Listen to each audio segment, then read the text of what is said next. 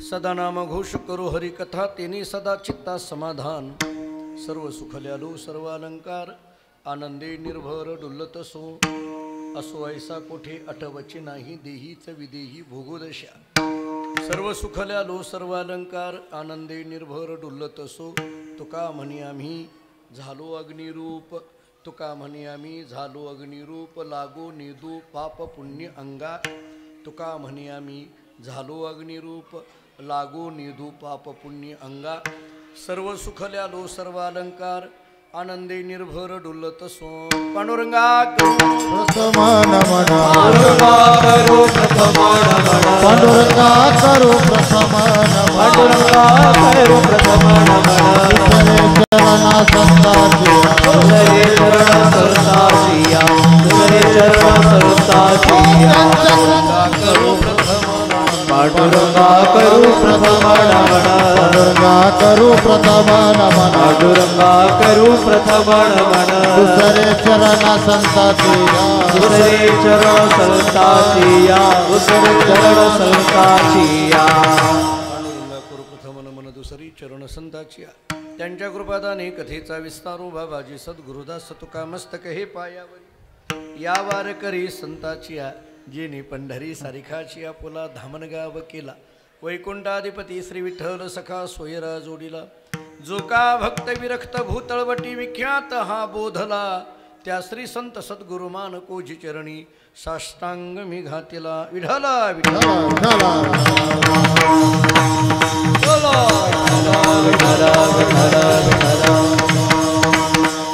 सदा नाम घोष करो हरि कथा तेने सदा चित्ता समाधान।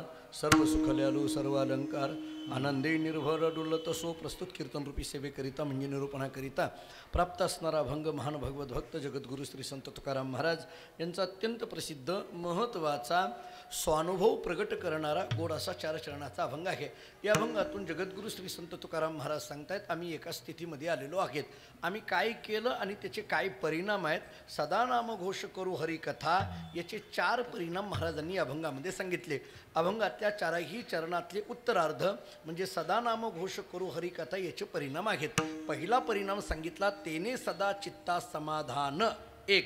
दुसरा परिणाम सांगितला आनंदे निर्भर डुल्लत 2। तिसरा परिणाम सांगितला देहीच विदेही भोगू दशा 3। आणि चौथा परिणाम सांगितला लागो नेदू पाप पुण्य अंगा 4। आणि या 4 परिणामाचं कारण काय आम्ही काय केलं एकच केलं सदा नाम घोष करू हरी कथा। विठ्ठल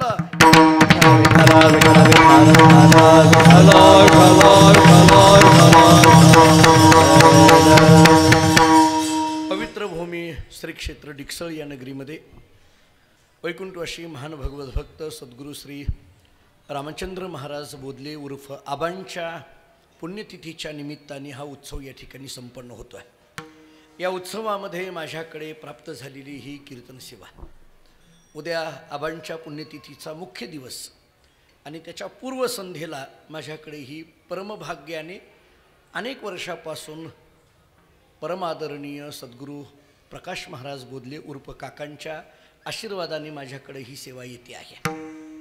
या संस्थांवर आणि आमच्या बोधले महाराज परंपरेवर नितांत श्रद्धा ठेवणारी पिढ्यानपिढ्याची वारकरी मंडळी भाविक मंडळी सगळी मंडळी उपस्थित आहेत। त्या सर्वांच्या उपस्थितीमध्ये हा सोहळा संपन्न होतो आहे।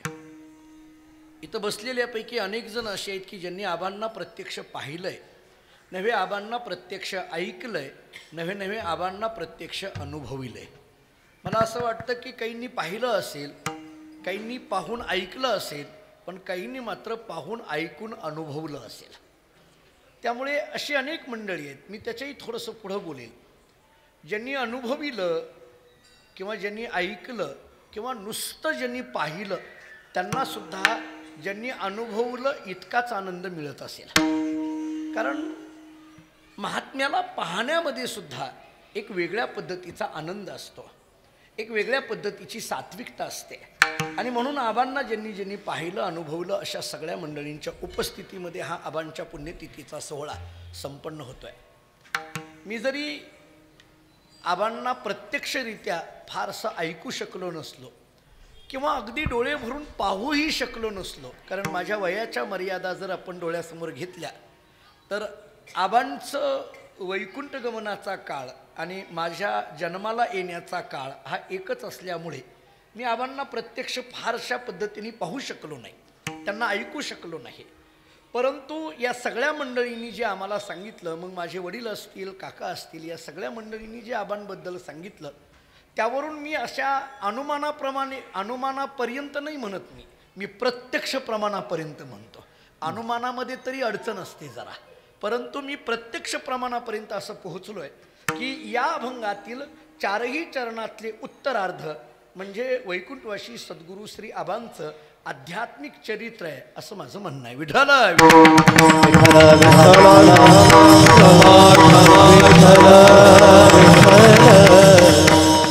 चरित्र दोन पद्धतीचं असतं, एक लौकिक चरित्र आहे आणि दुसरं अलौकिक चरित्र आहे. त्यालाच भक्तिशास्त्रामध्ये अनुभाव्य चरित्र आणि लीला चरित्र असं म्हटलं जातं.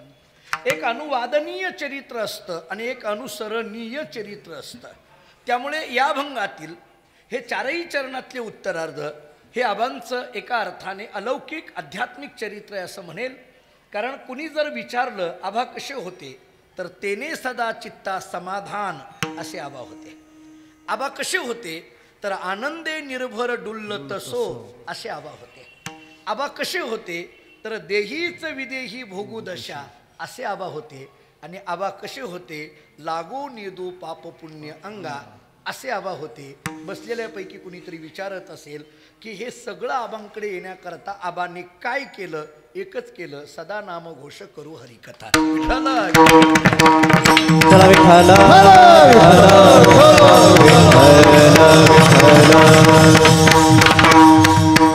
मला या अभंगाचा पदापदांचा विचार माझ्या अल्पमतीने आणि अल्प वेळेमध्ये किती करता येणं शक्य आहे मला माहीत नाही, परंतु या अभंगातलं एक शब्द किंवा एक पद मला अत्यंत महत्त्वाचं वाटतंय की जे अध्यात्माच्या दृष्टीनेही महत्त्वाचं आहे आणि व्यवहाराच्या दृष्टीनेही महत्त्वाचं आहे. त्याला थोडं बोलायचं झालं तर सर्वानुगत अशा पद्धतीचं ते पद आहे. आणि या अभंगातला तो शब्द असा आहे समाधान. या अभंगातला एक महत्त्वाचा शब्द आहे, सदा नाम घोष करू हरिकथा तेने सदा चित्ता समाधान. माझ्या माहितीप्रमाणे माझ्यासह इथं बसलेल्यापैकी कोणीतरी असा एखादा व्यक्ती इथं आहे का की यातल्या या शब्दाला तिरस्कार करेल, समाधान मला नको आहे असं म्हणणारं कुणीतरी भेटेल? प्रत्येकाची अपेक्षा जी आहे ती समाधानाची आहे. मग प्रश्न पडतो की हे समाधान म्हणजे तरी नेमकं काय? मराठी भाषेमध्ये काही शब्द असे आहेत की त्या शब्दांच्या उच्चारापेक्षा सुद्धा त्या शब्दांच्या अनुभूतीला महत्त्व आहे. नीट ऐका. बऱ्याच वेळेला आपण महाराष्ट्रामध्ये जन्मून सुद्धा बऱ्याच वेळेला आपल्या मराठीतल्या काही शब्दांचं अवमूल्यन आपल्याकडून घडतं आहे असं मला वाटतं आहे. कधी कधी त्या शब्दांचं जे वैभव आहे ते शब्दांचं वैभव आम्हाला लवकर लक्षात येत नाही. मी आपल्याला काही उदाहरणं देऊन पुढं जाईल. कारण काही शब्द इतके सामर्थ्यवान आहेत, इतके ताकदवान आहेत किंवा ते इतके वैभवशाली आहेत की त्या शब्दांची योजना ही तिथंच केली पाहिजे, अन्य ठिकाणी करून जमणार नाही. मी उदाहरणं देतो आपल्याला म्हणजे कळेल. माझ्यापेक्षा आपण आदरणीय ज्येष्ठ मंडळी आहात. मला सांगा, कीर्तन हा शब्द किती महत्त्वाचा आहे? हो, कीर्तन हा शब्द किती महत्त्वाचा आहे आपल्या भक्तिशास्त्रामध्ये, तर किती महत्त्वाचा आहे. अहो त्याच्याही पेक्षा सांगतो. आपण सगळी सुज्ञ श्रोते आहात म्हणून एक वाक्य बोलून पुढे जातो. तुकोबारायांनी तर ज्ञानोबाराय, तुकोबाराय, नामदेवराय आदी करून संतांनी कीर्तन या शब्दाचं इतकं महत्त्व सांगितलं. कलौतद हरी कीर्तनात तर आहेच आहे, परंतु अन्य साधनं जीवाला देवापर्यंत घेऊन जातात. अन्य साधनं जीवाला देवापर्यंत घेऊन जातात, पण कीर्तन नावाचं साधन देवाला जीवापर्यंत घेऊन येतं. कलियुगा माझी करावे कीर्तन, तेने नारायण देईल भेटी, तेने जीव नारायणा भेटी देईल असं नाही, तेने नारायण देईल भेटी. भगवान श्री नारायण स्वतःहून ज्या साधनामुळे आपल्याकडे आकृष्ट होतो हे कीर्तन किती महत्त्वाचं. कीर्तन ही सेवा किती महत्त्वाची. भक्तिशास्त्रामध्ये नवविधा भक्तीमध्ये कीर्तनाचं वर्णन केलं. श्रवणम कीर्तनम विष्णुस्मरणम पादसेवनम अर्चनम वंदनम दास्यम सख्यम आत्मनिवेदनम असा कीर्तन शब्दाचा विचार सांगितला. किंवा कीर्तन चांग होय अंग हरिरूप असं कीर्तन सांगितलं. कीर्तन किती महत्त्वाची भक्ती सांगितली. श्रावणामध्ये महिनाभर आम्ही वार्षीमध्ये असतो. म्हणजे मला सांगायचं आहे काही शब्दांचं किती अवमूल्यन आपल्याकडून होत आहे. आणि मग महिनाभर विनोद महाराज इथं आहेत, त्यांना माहीत आहे. मग अनेकांच्या घरी पूजेकरता जावं लागतं. रोज याच्या घरी त्याच्या घरी. एका घरी मी पूजेला निघालो. आतमध्ये असा पाय टाकला. घरातली सगळी मंडळी तयारीत होती. तेवढ्यामध्ये त्या घरातलं एक 2-3 वर्षाचं लेकरू रडायला लागलं, ओरडायला लागलं, किरकिर करायला लागलं. काही केल्याने ते थांबेना. मी आलेलो, माझी पूजा करण्याची धावपळ त्या घरातल्या लोकांची, आणि त्याच्यात हे पोराचं किरकिर करणं, रडणं. त्या आईनं माझ्याकडे बघितलं आणि त्या पोराला सांगितलं, काय लावलंय तुझं कीर्तन? उदाहरण संपलं. कळालं का? पहा, मला तेव्हा कळालं की रडण्याला, किरकिर करण्याला कीर्तन म्हणतात. अहो, कीर्तन शब्दाचं हे किती अवमूल्य नाही. हा, अलीकडल्या काळात आम्ही करून टाकले ती गोष्ट निराळी. विठ्ठल विठ्ठल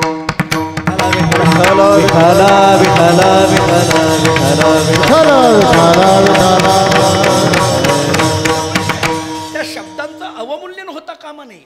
त्यामुळे समाधान हा शब्द सुद्धा तितकाच सामर्थ्यवान आहे. समाधान हा शब्द अनुभूतीचा आहे. समाधान हा शब्द केवळ वाचेने उच्चारण्याचा नाही आहे. कोणीतरी तुकाराम महाराजांना विचारलं असेल, हे कसं चाललंय, तेव्हा महाराजांनी दिलेलं सगळ्यांच्या ऐकण्यातलं प्रमाण आहे, ठेविले अनंते तैसेची राहावे. हे फार म्हणताना सुद्धा फार ठसक्यात म्हणतात माणसं, पण हे म्हणून उपयोग नाही. त्याच्या पुढं फार महत्वाचं आहे, चित्ती असो द्या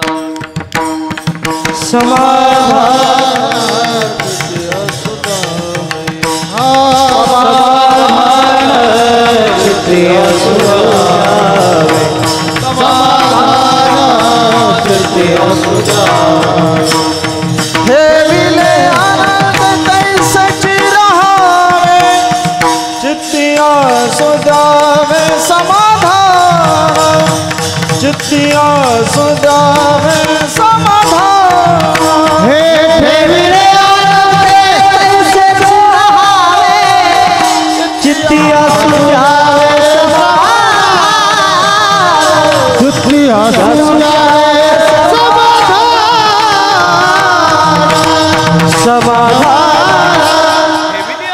तैसेची राहावे, चित्ती असू द्यावे समाधान. महाराज सांगतात चित्ती असू द्यावे, याचा अर्थ समाधान हा शब्द उच्चारण्याचा नाहीये, तो अनुभूतीचा आहे. आता पुन्हा प्रश्न पडतो, हे समाधान समाधान म्हणजे तरी नेमकं काय?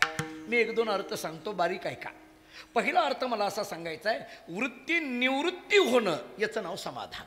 वृत्ती निवृत्ती होणं, वृत्ती हे निवृत्ती झाली किंवा तुका म्हणे मग हे वृत्तीवरी सुखाची शेजारी पहुडई. त्यामुळे वृत्ती निवृत्ती होणं याला समाधान म्हणा. मी थोडं गमतीने बोलेल, निवृत्त होणं वेगळं आणि निवृत्ती होणं वेगळं. कळलं का? पहा, निवृत्त याला इंग्रजीमध्ये आपल्याकडे शब्द आहे रिटायरमेंट, आणि ती बहुतांशी 58 किंवा 60 वयाला केली जाते.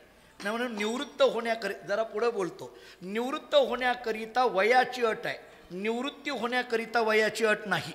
निवृत्त होण्याकरता वयाची अट आहे. 60 वर्ष झालं की शासन आपल्याला म्हणतं तुम्ही आता निवृत्त व्हा. आमच्याकडे तशी वयाची अट नाही. 60 वर्ष झाल्यानंतर आता तुम्ही बसा असं नाही, उलट 60 वर्ष झाल्यानंतर जोर येतोय आमच्याकडे. त्यामुळे असं नाही आहे आमच्याकडे, असं नाही आहे आपल्याकडे. आमच्याकडे म्हणजे संप्रदायात आपल्या असं काही वयाची बंधनं नाही आहेत. वृद्ध होती तरणे रे, अशी संप्रदायाची भूमिका आहे. त्यामुळे निवृत्ती हा शब्द, वृत्ती निवृत्ती होणं, याला समाधान म्हणा. हा माझा एक विचार. थोडक्यात वृत्ती द्वंद्वाच्या पलीकडे पोहोचणं याला समाधान म्हणा. आता वृत्तीच्या ठिकाणी कसल्याही पद्धतीचं द्वंद्व शिल्लक राहिलं नाही, कारण जोपर्यंत द्वंद्व आहे तोपर्यंत दुःखाचा संबंध आहे. द्वंद्व आहे, जरा पुढं बोलतो आणखीन, जोपर्यंत द्वंद्व आहे तोपर्यंत प्रापंचिक दुःखाचा तर संबंध आहेच आहे, पण प्रापंचिक सुखाचा सुद्धा संबंध आहे. प्रपंचातलं सुख तरी काय आणि प्रपंचातलं दुःख तरी काय? एका अर्थाने ते दोन्हीही त्रासदायकच आहे. ज्ञानोबांचे शब्द आहेत, म्हणून विषय भोगी जे सुख साध्यंतची जाण दुःख, परी काय की जे मूर्ख न सेविता न सरे, विषयाचे समसुख बेगडाची बाहुली, अभराची सावली जाईल रया, असं ज्ञानोबा आम्हाला सांगतात. याचा अर्थ प्रपंचातलं सुख तरी एका अर्थाने ते दुःखच असतं, फक्त पांघरून सुखाचं घेतलेलं असतं. ते दुःखच आहे, फक्त त्याने पांघरून मात्र सुखाचं घेतलंय. जाणवायला आम्हाला जाणवतं ते सुख आहे म्हणून, पण पदरामध्ये पडतं ते दुःखच. मी आपल्याला साधी उदाहरणं देऊन जातो, साधी उदाहरणं देतो. मला आपल्याला सगळ्यांना इथं डिक्सलमध्ये आलेल्या सगळ्या भाविकांना एक साधा प्रश्न विचारायचा आहे. मला सांगा, आपल्या घरामध्ये लाईट असणं सुखाचं का दुःखाचं? लाईट सुखाचं. आपल्या घरामध्ये फॅन असणं सुखाचं का दुःखाचं? सुखाचं. आपल्या घरामध्ये फ्रीज असणं सुखाचं का दुःखाचं? सुखाचं. आपल्याला 1 महिन्यानंतर MECBचं बिल येणं सुखाचं का दुःखाचं? बघा, कसं गंमत आहे. म्हणजे आपल्याला लाईट पाहिजे पण बिल आलं नाही पाहिजे, लाईट पाहिजे पण बिल आलं नाही पाहिजे. आणि त्याच्यातही गंमत आहे, गावागावामध्ये माणसं अशी काही काही असतात, ती म्हणतात हे बघ तू फक्त मला 200 दे, तुला वर्षभर बिल येणार नाही अशी व्यवस्था करून देतो. ती माणसं अवतारी पुरुष असतात. अवतार तुम्हा धरा या कारण असं म्हणायला तर हरकत नाही, ती असतात ती ठरलेली. म्हणजे आम्हाला सुख जरी वाटत असलं तरी याचा परिणाम मात्र दुःखाचा आहे. आणि म्हणून प्रपंचातलं दुःख हे जसं त्रासदायक आहे तसं प्रपंचातलं सुखसुद्धा हे त्रासदायक आहे. म्हणून या सुख आणि दुःखाच्या पलीकडे पोहोचणं ही जी स्थिती आहे त्याला म्हणा समाधान. विठ्ठल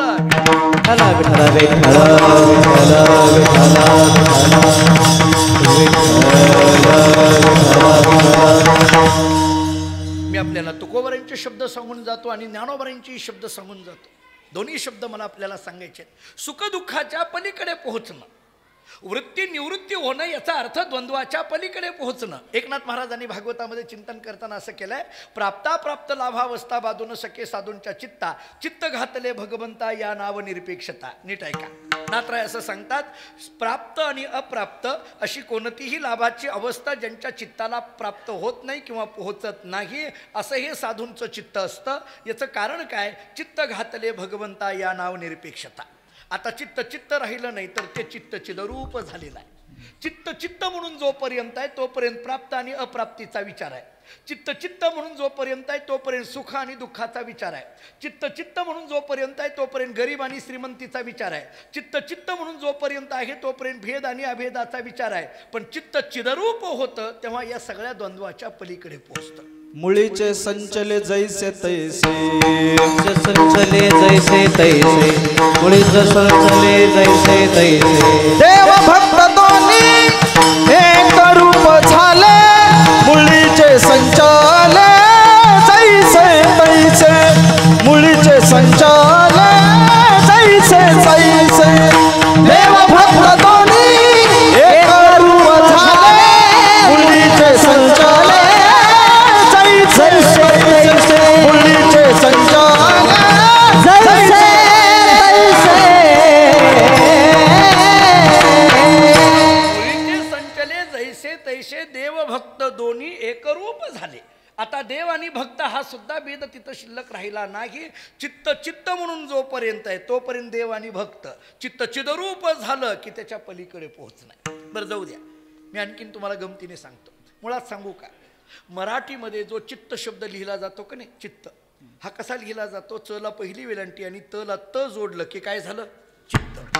एक काम करा, हे जे जोडलेला त आहे का नाही, जोडलेला त तो बाजूला काढा, जोडलेला त बाजूला काढा. आता कसं लिहावं लागेल? चित्त. बरोबर आहे. आता त जोडा, काय झालं? चित्त. त काढा, काय झालं? चित्त.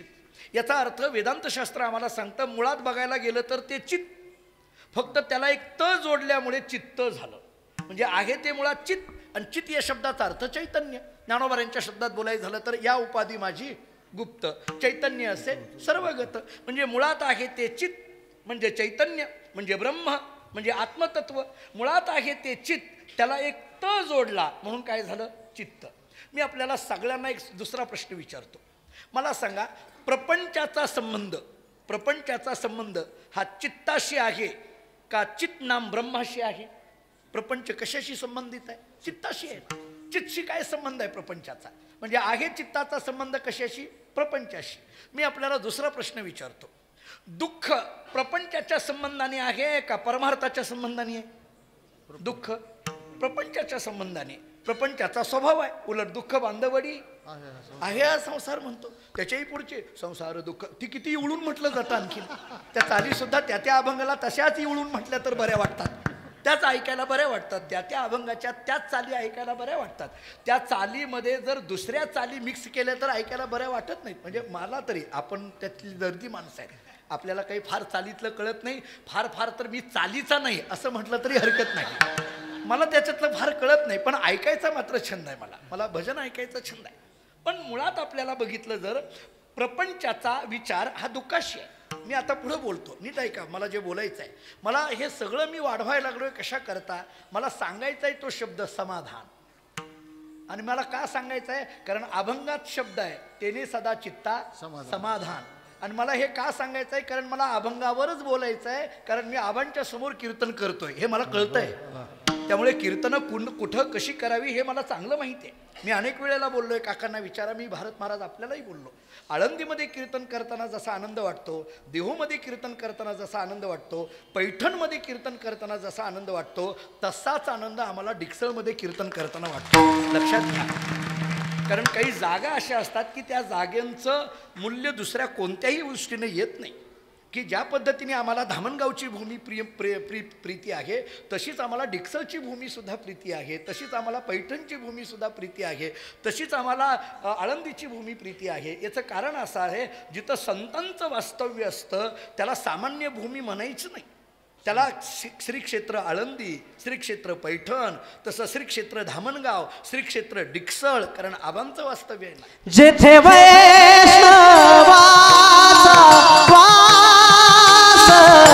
धन्यभूमी पुण्यदेश, धन्यभूमी पुण्यदेश, धन्यभूमी पुण्यदेश. जेथे वैष्णवाचा वास, पुण्यभूमी पावन देश, पुण्यभूमी पावन देश,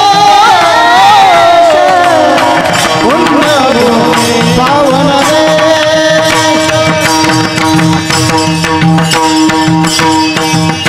त्यामुळे मला समाधान हा शब्द जरा विस्ताराने सांगायचा आहे. आणि समाधानाकरता मी एक व्याख्या करत होतो, वृत्ती निवृत्ती होणं याला समाधान म्हणा. दुसरा विचार याच्यातला बारीक असा मांडत होतो, द्वंद्वाच्या पलीकडे पोहोचणं याला समाधान म्हणा, सुखदुःखाच्या पलीकडे पोहोचणं याला समाधान म्हणा. आता नीट ऐका. चित्त आणि चित्त याचा संबंध सांगत असताना मी नाथ महाराजांची भागवतातली ओवी अशी दिली होती, प्राप्ता प्राप्त लाभावस्था, बाधू न सके साधूंच्या चित्ता, चित्त घातले भगवंता या नाव निरपेक्षता. याचा अर्थ आता चित्त राहिलं नाही, चिदरूप झालं. आणि मी त्याला खुलासा असा करत होतो, मुळात आहे ते चित्त, त्याला एक त जोडला म्हणून काय झालं, चित्त. आता आपला विचार चालला होता, चित्ताचा संबंध प्रपंचाशी आहे आणि चित्तचा संबंध परमार्थाशी आहे. प्रपंच म्हटलं की दुःख आहे आणि परमार्थ म्हटलं की सुख आहे. थोडं पुढं बोलू. त जोडलं की चित्त आणि चित्त म्हटलं की दुःख. पटतंय का बघा. त जोडलं की चित्त आणि चित्त म्हटलं की दुःख. आता त काढलं की चित्त आणि चित्त म्हटलं की सुख. पटलं का बघा. त जोडलं की चित्त आणि चित्त म्हटलं की दुःख. त काढलं की चित्त आणि चित्त म्हटलं की सुख. आता कळालं. म्हणजे त जोडलं की दुःख, त जोडलं की दुःख. सांगू का पुढं, जोडलं की दुःख. आता कळलं का बघा. जोडलं की दुःख. आणि ह्याच्याही पेक्षा सोपं सांगू, एकटा होता तोपर्यंत बरा होता, जोडलं कसा बसा कीर्तनापुरता हजर राहायला लागला. असं होतं ना. जोडलं, लिगाड ज्याला म्हटलं जातं तसं जोडलं. तसं हा त मुळात चित्त. त्याच्यातही वेदांतांनी असं चिंतन केलं आहे. वेदांतशास्त्र सांगतं की मुळात हा जो त आहे तो आरोपित आहे, तो अध्यासिक आहे. अधिष्ठान चित्त आहे, त्याच्यावर अध्यास हा तच आहे. आणि जरा पुढे बोलू, दुःख अध्यासाचं असतं, अधिष्ठानाचं कधीच नसतं. विठ्ठल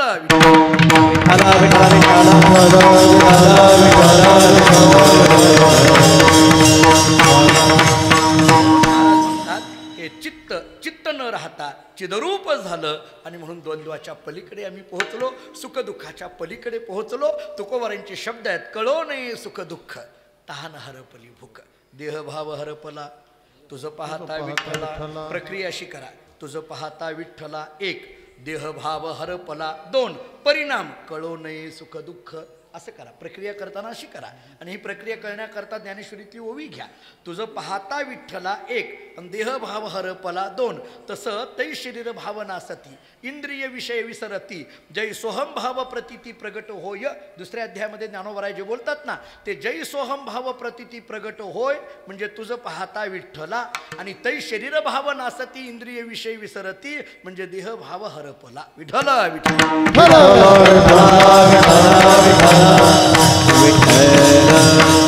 जाऊ द्या, ही ओवी जरा फारशी आपल्या ऐकण्यात वाचण्यात नसली. मी दुसरी ओवी सांगतो, ऐका. दुसरी ओवी सांगतो. जवळजवळ सगळ्यांच्या ऐकण्यातली आहे. ज्ञानोबा एवढं गोड बोलतात, सुखी संतोषानं यावे, दुःखी विषादा न भजावे, लाभालाभ न धरावे मना माझी.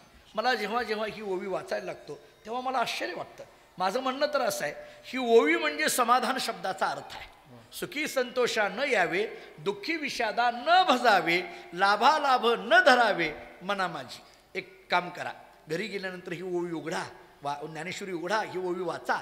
या ओवीमध्ये मना माझी इकडे हे तिन्ही शब्द लावा.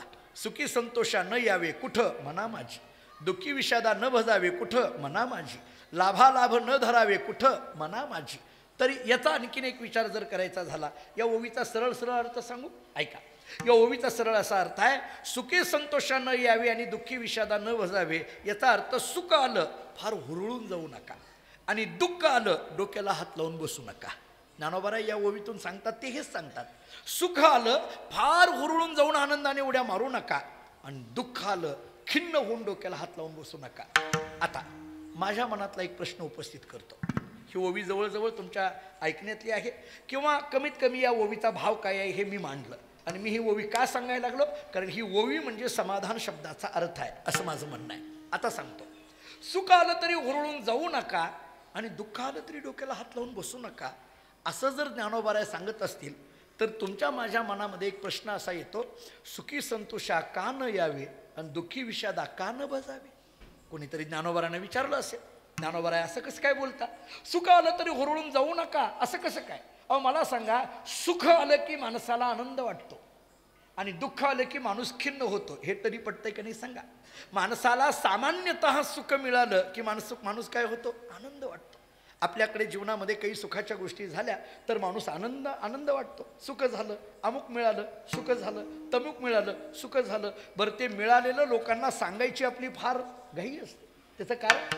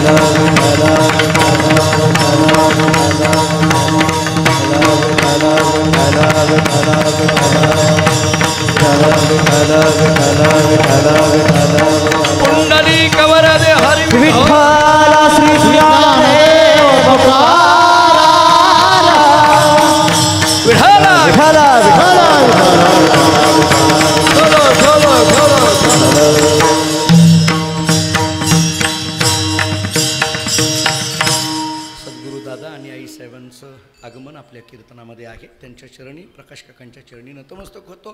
आपला जो विषय चालू आहे त्या विषयाचा विस्तार करतो. विठ्ठला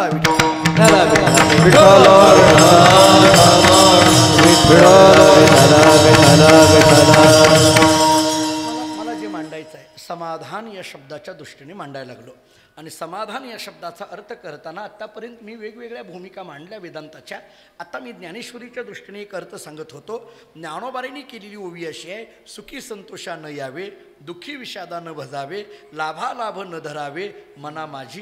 ही ओवी आपल्या ऐकण्यातली आहे. पण मी याच्यात एक प्रश्न उपस्थित करत होतो. सुख आलं तरी ज्ञानोबाराय म्हणतात हुरळून जाऊ नका, आणि दुःख आलं तरी डोक्याला हात लावून बसू नका. माझा प्रश्न असा होता, माझा म्हणजे एक साधक किंवा एखाद्या विद्यार्थ्याचा असा प्रश्न असू शकेल, सुख आल्यानंतर का हुरळून जाऊ नका, आणि दुःख आल्यानंतर का डोक्याला हात लावून बसू नका, सुखी संतोषा का न यावे, दुःखी विषादा का न भजावे. याची काही कारणं आहेत. काय कारणं असतील? ज्ञानोबारायांना अभिप्रेत असलेल्या उत्तरांचा जर विचार करायला गेलो तर मी एक साधं उत्तर देऊन पुढे जातो. ऐका, सुख आल्यानंतर हुरळून जाऊ नका असं ज्ञानोबाराय बोलतात, आणि दुःख आल्यानंतर डोक्याला हात लावू नका असं ज्ञानोबाराय बोलतात. मुळात माझा प्रश्न असा आहे की सुख तरी म्हणायचं कशाला आणि दुःख तरी म्हणायचं कशाला. एक जाता जाता मानसशास्त्रातली व्याख्या सांगतो. वस्तू वस्तूच असते, त्या वस्तूच्या अनुकूल प्रतिकूलतेवर सुखदुःखाची संकल्पना अवलंबून असते. नीट ऐका बारीक. वस्तू वस्तूच आहे, पण ती वस्तू जेव्हा अनुकूल होते तेव्हा सुख वाटायला लागतं, आणि तीच वस्तू जेव्हा प्रतिकूल होते तेव्हा दुःख वाटायला लागतं. मी उदाहरणं देणार आहे, मी पटवून देतो. हे वस्तू वस्तूच आहे. ती वस्तू म्हणून जेव्हा तुम्ही स्वीकारता तेव्हा ती वस्तू जेव्हा तुम्हाला अनुकूल वाटते तेव्हा ती सुखाला कारण होते आणि प्रतिकूल वाटते तेव्हा ती दुःखाला कारण होते. उदाहरण सोपी सोपी देतो. साधं उदाहरण आहे. हा माईक आहे. हा माईक आहे. मी बोलतोय, तुम्हाला सगळ्यांना आवाज जातोय. म्हणजे मी बोलायला लागलो, तुम्हाला सगळ्यांना आवाज जाऊ लागला, म्हणजे हे अनुकूल झालं. माझ्या दृष्टीने कसं झालं? हे अनुकूल. म्हणजे मी बोललेलं मला तुम्हाला ऐकू जात आहे, तुम्हालाही व्यवस्थित ऐकू येतं आहे, म्हणजे हे काय झालं? अनुकूल. अनुकूल झालं म्हणजे हे काय झालं? सुख झालं. हे माईक मध्येच बंद पडला, याचा आवाज कमी झाला किंवा मध्येच ते चिरकाय लागला तर काय होतं? प्रतिकूल. पण ह्याचा आवाज जरा कमी झाला की माणसं स्पीकरवाल्याकडे बघतात. बघा, तरी काही काही ठिकाणी गेल्यानंतर फार गंमत असते.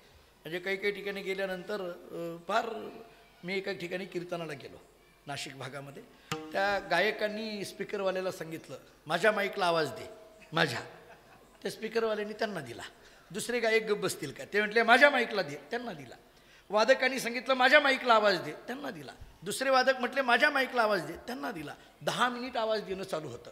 मी त्या स्पीकरवाल्याला म्हटलं या सगळ्याला देऊन थोडं राहिलं तर मला दे, नाही तर राहू दे, काही हरकत नाही. आता फार गोंधळ आहेत याचे सध्या अलीकडल्या काळामध्ये. याच्यावर काय काय म्हणजे बऱ्याचदा, म्हणजे मी तुम्हाला कोणालाच बोलत नाही, आसाराम महाराज तुम्हाला कोणालाच बोलत नाही, पण बऱ्याचदा माझा अनुभव असा आहे, बऱ्याचदा काही मंडळी मंडपात गेल्यानंतर पहिली मैत्री करतात स्पीकरवाल्याबरोबर आणि दुसरी मैत्री करतात नारळ देणाऱ्याबरोबर. ही दोन्ही महत्त्वाची आहे.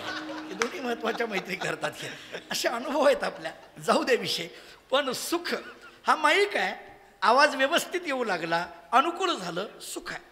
तोच माईक प्रतिकूल झाला, दुःख आहे. दुसरं उदाहरण देतो. आपण सगळी वारकरी मंडळी आहोत.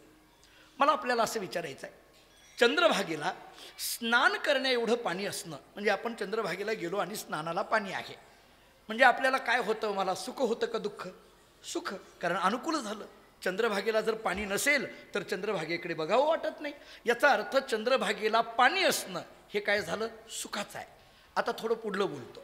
भरपूर पाऊस पडला अशी कल्पना करा पुण्याकडे, आणि मग पुण्याकडे पाऊस पडला की चंद्रभागेला भरपूर पाणी येतं. आणि मग आता तर पाऊस, आपण तर आता पाऊस किती पडला हे सांगायची सुद्धा गरज नाही, इतकी परिस्थिती आपल्याकडे विचित्र झाली. भरपूर पाऊस पडला, नदीला पाणी आलं. अहो एवढं चंद्रभागेला पाणी आलं की ते पाणी पंढरपुरामध्ये शिरलं नव्हे, तिथल्या महाराज लोकांच्या मठांमध्ये शिरलं. आता मला सांगा, ते पाणी सुखाचं का दुःखाचं? पूर आला ना, ते काही सुखाचं का दुःखाचं? दुःखाचं. मी तर अनेक वेळेला म्हणत असतो, महापूर येणं म्हणजे काय?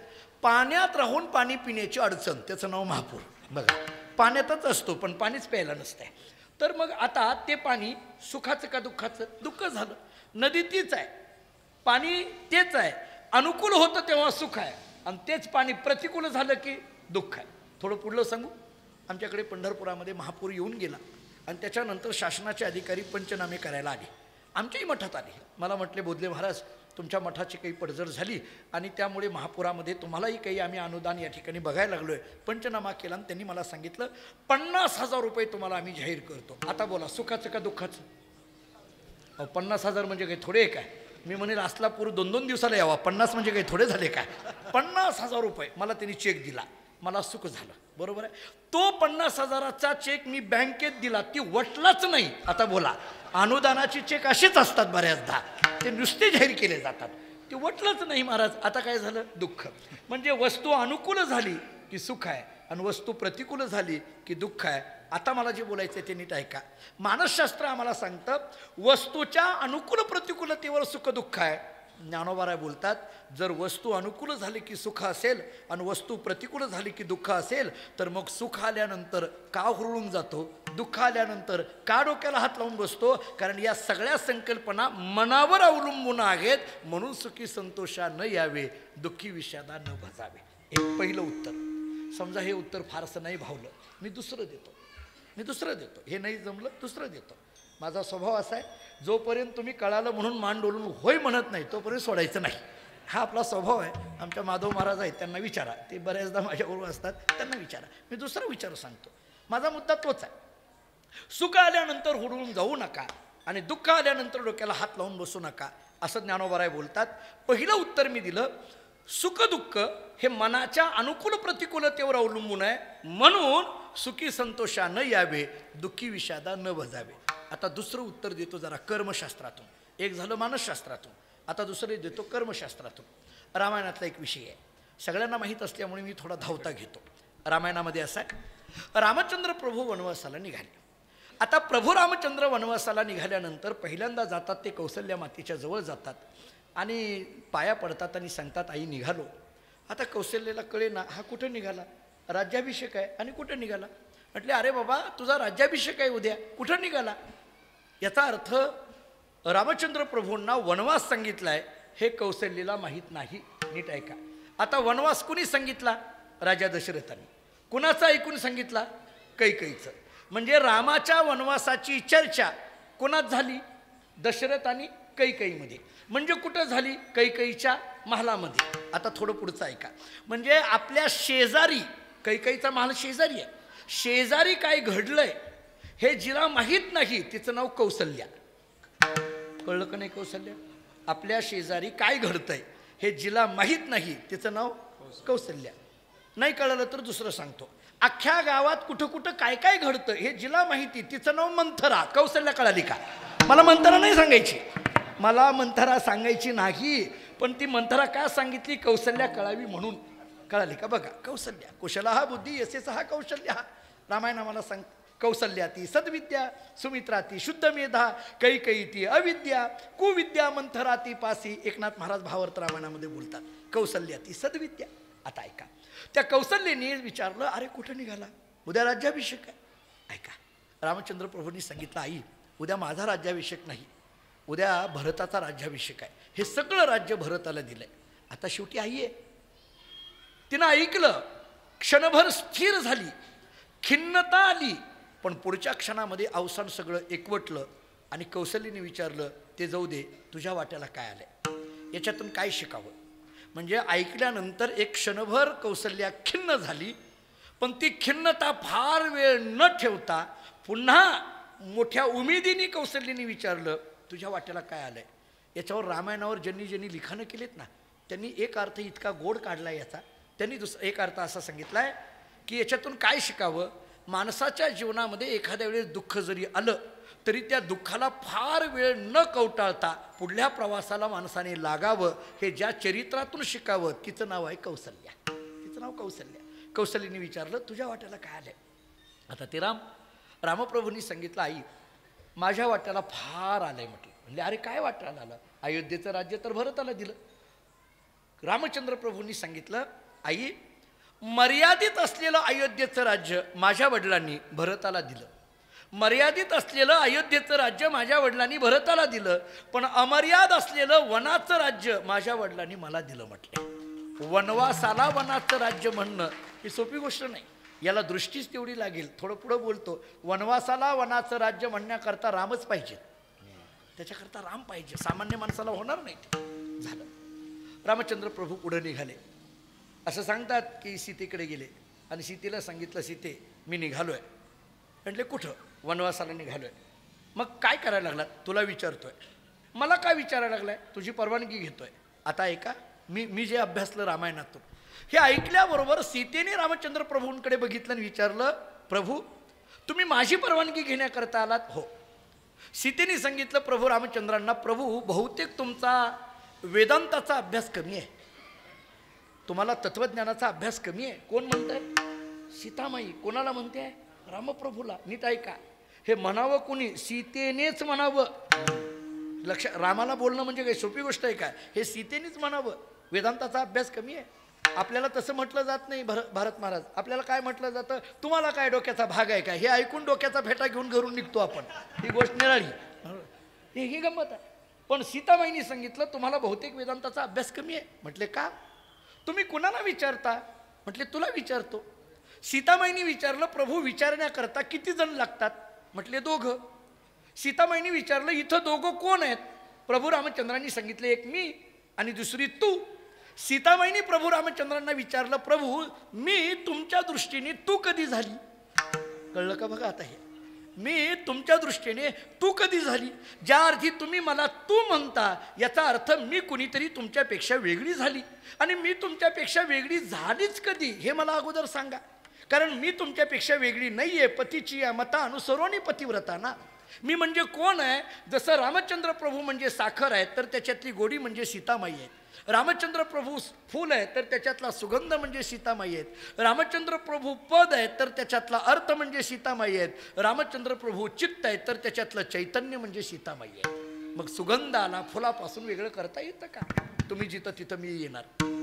निघाले, पुढे गेले, लक्ष्मणाकडे गेले. ते लक्ष्मणाला सांगितलं मी निघालोय. म्हटले कुठं? वनवासाला. का? त्याला काहीच माहीत नव्हतं. ते सगळं सांगितलं, मंथरा काही सगळं प्रकरण सांगितलं. ते ऐकल्यानंतर एका गीताप्रेसच्या अंकामध्ये असं लिहिलं आहे, ते ऐकल्यानंतर लक्ष्मणाने प्रभू रामचंद्रांना सांगितलं, दादा तू वनवासाला जायची गरज नाही. म्हणले नाही, काही सांगितलं नाही, आपल्याकडे त्याच्यावर एक उपाय आहे. म्हटले काय? एक काम करू. म्हटले काय करू? कैलाच मारून टाकू, विषय संपतोय म्हटले. पुढचा सगळं मुळावरच घाव म्हटले, विषयच मिटला म्हटले. काही नाही, कुठं डोक्यात आणायचंच नाही काही. प्रभू रामचंद्रांनी सांगितलं मातृदेवो भव, हे सांगायला आलोय मी, असं होत नाही. लक्ष्मणाने सांगितलं मीही येणार. ठीक आहे. राम निघाले, लक्ष्मण निघाले, सीतामाई निघाले. निघाल्यानंतर हे तिघही पहिला मुक्काम गुहकाकडे केला. रात्रीची वेळ होती. एका पातळ्यावर राम सीता त्यांना झोपण्याची शय्या तयार केली. रात्रभर लक्ष्मण जागा आहे, पायाजवळ गुहक बसलेला आहे. आता नीट ऐका, मला जे सांगायचं आहे तो श्लोक मला महत्त्वाचा सांगायचा आहे. आणि मग रात्रीच्या वेळेला जागा असताना लक्ष्मणाने गुहकाने लक्ष्मणाकडे पाहिलं आणि सांगितलं, दादा काय म्हटली विचित्र गती आहे, किती विचित्र झालं म्हटले. म्हटले का? जे राम काल सुवर्ण महालामध्ये झोपायला होते, आज ते माझ्या ठिकाणी पाचोळ्यावरच्या शय्येवर झोपलेले आहेत. ज्या रामाला काल एवढा मोठा महाल झोपण्याकरता होता, आज मात्र उघड्यावर झोपावं लागायला लागलंय. आणि बोलता बोलता तो गुहक म्हटला, हे सगळं त्या कैकेयीमुळे झालं. बरं, हे सगळं त्या कैकेयीमुळे झालं. हे ऐकल्यानंतर लक्ष्मणाने जे उत्तर दिलं ते उत्तर मला फार महत्त्वाचं आहे. अध्यात्म रामायण नावाचं एक रामायण आहे, ते व्यास महर्षींचं आहे. आणि त्याच्यात तो श्लोक असा टाकलाय, लक्ष्मणाच्या मुखात दिलाय. लक्ष्मणाने सांगितलं, गुहका असं म्हणू नकोस, नीट ऐक. सुखस्य दुःखस्य नकोपि दाता परो ददाती इति कुबुद्धिरेषा अहम करोमी इति व्रताभिमानाः स्वकर्मसूत्र ग्रथितो हि लोकाः. अशी भाषा वापरली. ती भाषा अशी आहे, सुखस्य दुःखस्य नकोपि दाता, या जगामध्ये सुखाचा दुःखाचा कोणी दाता नाही. परो ददाती इति कुबुद्धिरेषा, दुसऱ्यामुळे दुःख झालं हे म्हणणं तर केवळ कुबुद्धी आहे. अहम करोमी, मी केलं असं म्हणणं हा व्रताभिमान आहे. मग या जगामध्ये जे सुखदुःख भोगावं लागतं त्याचं कारण काय? लक्ष्मणाने सांगितलं, स्वकर्मसूत्र ग्रथितो ही लोकाः, ज्या पद्धतीचं कर्म असतं त्या पद्धतीची कर्माची सुखदुःखाची फळं भोगावी लागतात. आता नीट ऐका, जर ज्या पद्धतीचं कर्म असेल त्या पद्धतीची सुखदुःख या जीवाला भोगावी लागत असतील तर ज्ञानोबाराय बोलतात, सुखी संतोषा का यावे, दुःखी विषादा का भजावे. म्हणजे सुखी संतोषा न यावे, दुःखी विषादा न भजावे. विठ्ठल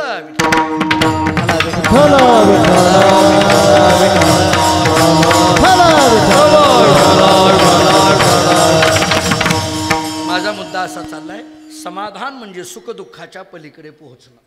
माझा मुद्दा चाललाय, समाधान म्हणजे सुखदुःखाच्या पलीकडे पोहोचणं. पहिला मी अर्थ सांगितला, सुख आणि दुःख हे मानसशास्त्राच्या दृष्टीने मनाने निर्माण झालेल्या संकल्पना आहेत, म्हणून सुखी संतोषा न यावे, दुःखी विषादा न भजावे. दुसरा अर्थ सांगितला, आपण केलेलं जे कर्म आहे त्या कर्माची फळं म्हणजे सुखदुःख आहेत, म्हणून सुखी संतोषा न यावे, दुःखी विषादा न भजावे. या दोनहीवर मुद्द्यावर नाही फार भावलं तर मी एक तिसरं उत्तर देतो. आता तिसरं देतो, पण जरा बारीक ऐका. मी अध्यात्मशास्त्राच्या दृष्टीने बोलतो. मी पहिलं उत्तर मानसशास्त्रातून दिलं, दुसरं उत्तर कर्मशास्त्रातून दिलं, आता तिसरं उत्तर मी अध्यात्मशास्त्रातून देतो. बारीक ऐका. उत्तर असं दिलंय, सुख आल्यानंतर का हुरळून जाऊ नये आणि दुःख आल्यानंतर का डोक्याला हात लावून बसू नये. शास्त्र आम्हाला असं सांगतं, अहो सुख म्हणजे तरी काय आणि दुःख म्हणजे तरी काय. बारीक ऐका. सुख या शब्दाचा अर्थ एखाद्याला विचारलं, म्हणले का हो तुमच्या जीवनात एवढी सुख दिसून यायला लागली, फार सुख तुमच्या जीवनात आली, काय तुम्हाला घर नव्हतं, घर मिळालं, तुम्हाला नोकरी लागत नव्हती, नोकरी लागली, तुमचं लग्न होत नव्हतं, आता हे तर फारच महत्त्वाचं आहे अलीकडल्या काळामध्ये, तुमचं होत नव्हतं ते लग्न झालं, आणि मग तुमचं लग्न झालं, तुम्हाला नोकरी मिळाली, तुम्हाला घर मिळालं, इतकी सगळी सुख तुमच्या जीवनात दिसून येत आहेत. काय काय नेमकं? तो बोलणारा उत्तर देणारा माणूस एवढंच म्हणतो, महाराज काही असो, काहीतरी पुण्य उदयाला आलंय. उत्तर काय देता तुम्ही? काहीतरी पुण्य उदयाला आलंय म्हणून इतकी सगळी सुखं आहेत. बरोबर आहे. म्हणजे आपल्या जीवनामध्ये असलेलं जे पुण्य आहे त्या पुण्याचं फळ म्हणजे काय आहे? सुख आहे. बरोबर आहे. आता दुसरं ऐका. एकाला विचारलं, का रे बाबा तुझ्या जीवनात एवढी दुःख, तुझ्या घरावर जप्ती आली, तुझी नोकरी गेली, तुला रोग झाला, तुला ऑपरेशन करावे लागले, तुला अपघात झाला, अरे इतकी दुःख कशी? शत्रूवर सुद्धा येऊ नये इतकी दुःख तुझ्या जीवनात आली, अरे कसं काय? तो उत्तर देणारा माणूस एकच देतो, काही म्हणा महाराज, इतकी सगळी दुःख माझ्या जीवनात येऊ लागली आहेत, काहीतरी पाप आडवं आलंय. काय उत्तर देता? आता तुम्ही जुनी मंडळी आहेत, माझ्यापेक्षा आदरणीय ज्येष्ठ मंडळी आहेत, अनुभवी मंडळी आहेत, तुम्ही काय उत्तर देता? काहीतरी पाप आडवं आलंय. म्हणजे पाप आलंय म्हणजे दुःख याचा संबंध कुठं लावता? पापाशी.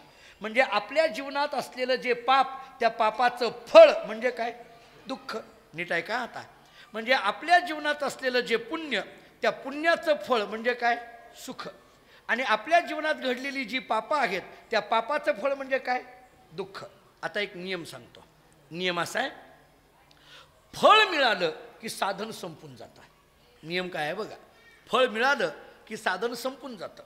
सुख नावाचं फळ मिळालं की पुण्य नावाचं साधन संपलं. दुःख नावाचं फळ मिळालं की पाप नावाचं साधन संपलं. बरोबर आहे. ऐका. म्हणजे सुख म्हणजे काय? पुण्य संपणं म्हणजे सुख. आणि दुःख म्हणजे काय? पाप संपणं म्हणजे दुःख. थोडं शास्त्रीय भाषेत बोलू. पुण्याचा क्षय म्हणजे सुख आहे, पापाचा क्षय म्हणजे दुःख आहे. आता पुन्हा ऐका. सुख म्हणजे काय? पुण्याचा क्षय. सुख म्हणजे काय? पुण्याचा क्षय. ज्ञानोबाराय बोलतात, अरे बाबा सुख आल्यानंतर उड्या मारू नको. का मारू नको? अरे पुण्याचा क्षय झाला ना. सुख आल्यावर उड्या मारू नको. का? पुण्याचा क्षय झाला ना, म्हणून सुखी संतोषा न यावे. आणि दुःख आल्यानंतर डोक्याला हात लावून बसू नको. का? अरे दुःख म्हणजे काय? पापाचा क्षय झाला ना, मग पाप गेल्यानंतर कशाला डोक्याला हात लावून बसला? म्हणून दुःखी विषादा न भजावे. याचा अर्थ सुखी संतोषा न यावे, दुःखी विषादा न भजावे. विठाला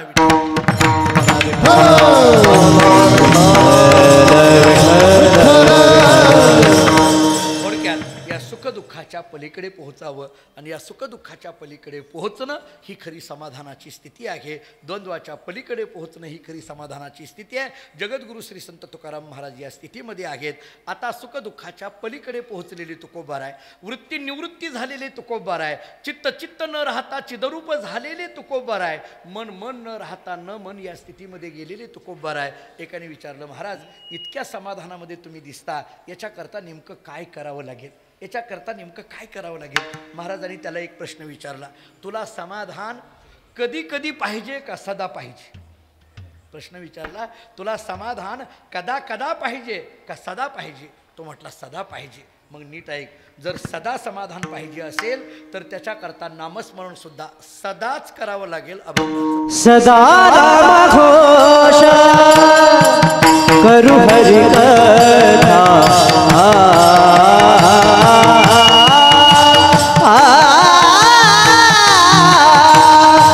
सदा नाम घोष करू हरि कथा,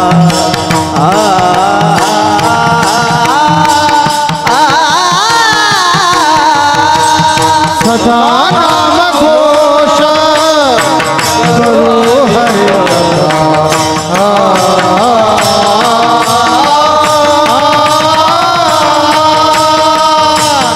सदा नाम घोष करू हरि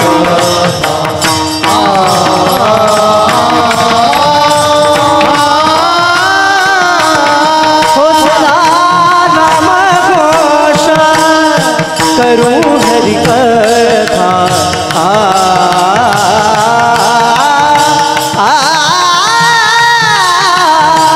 सदा नाम घोष करूं हरि कथा,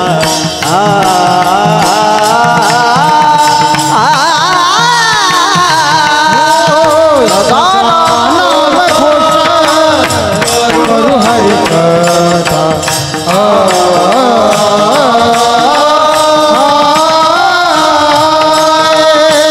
सदा नाम घोष करू हरि कथा.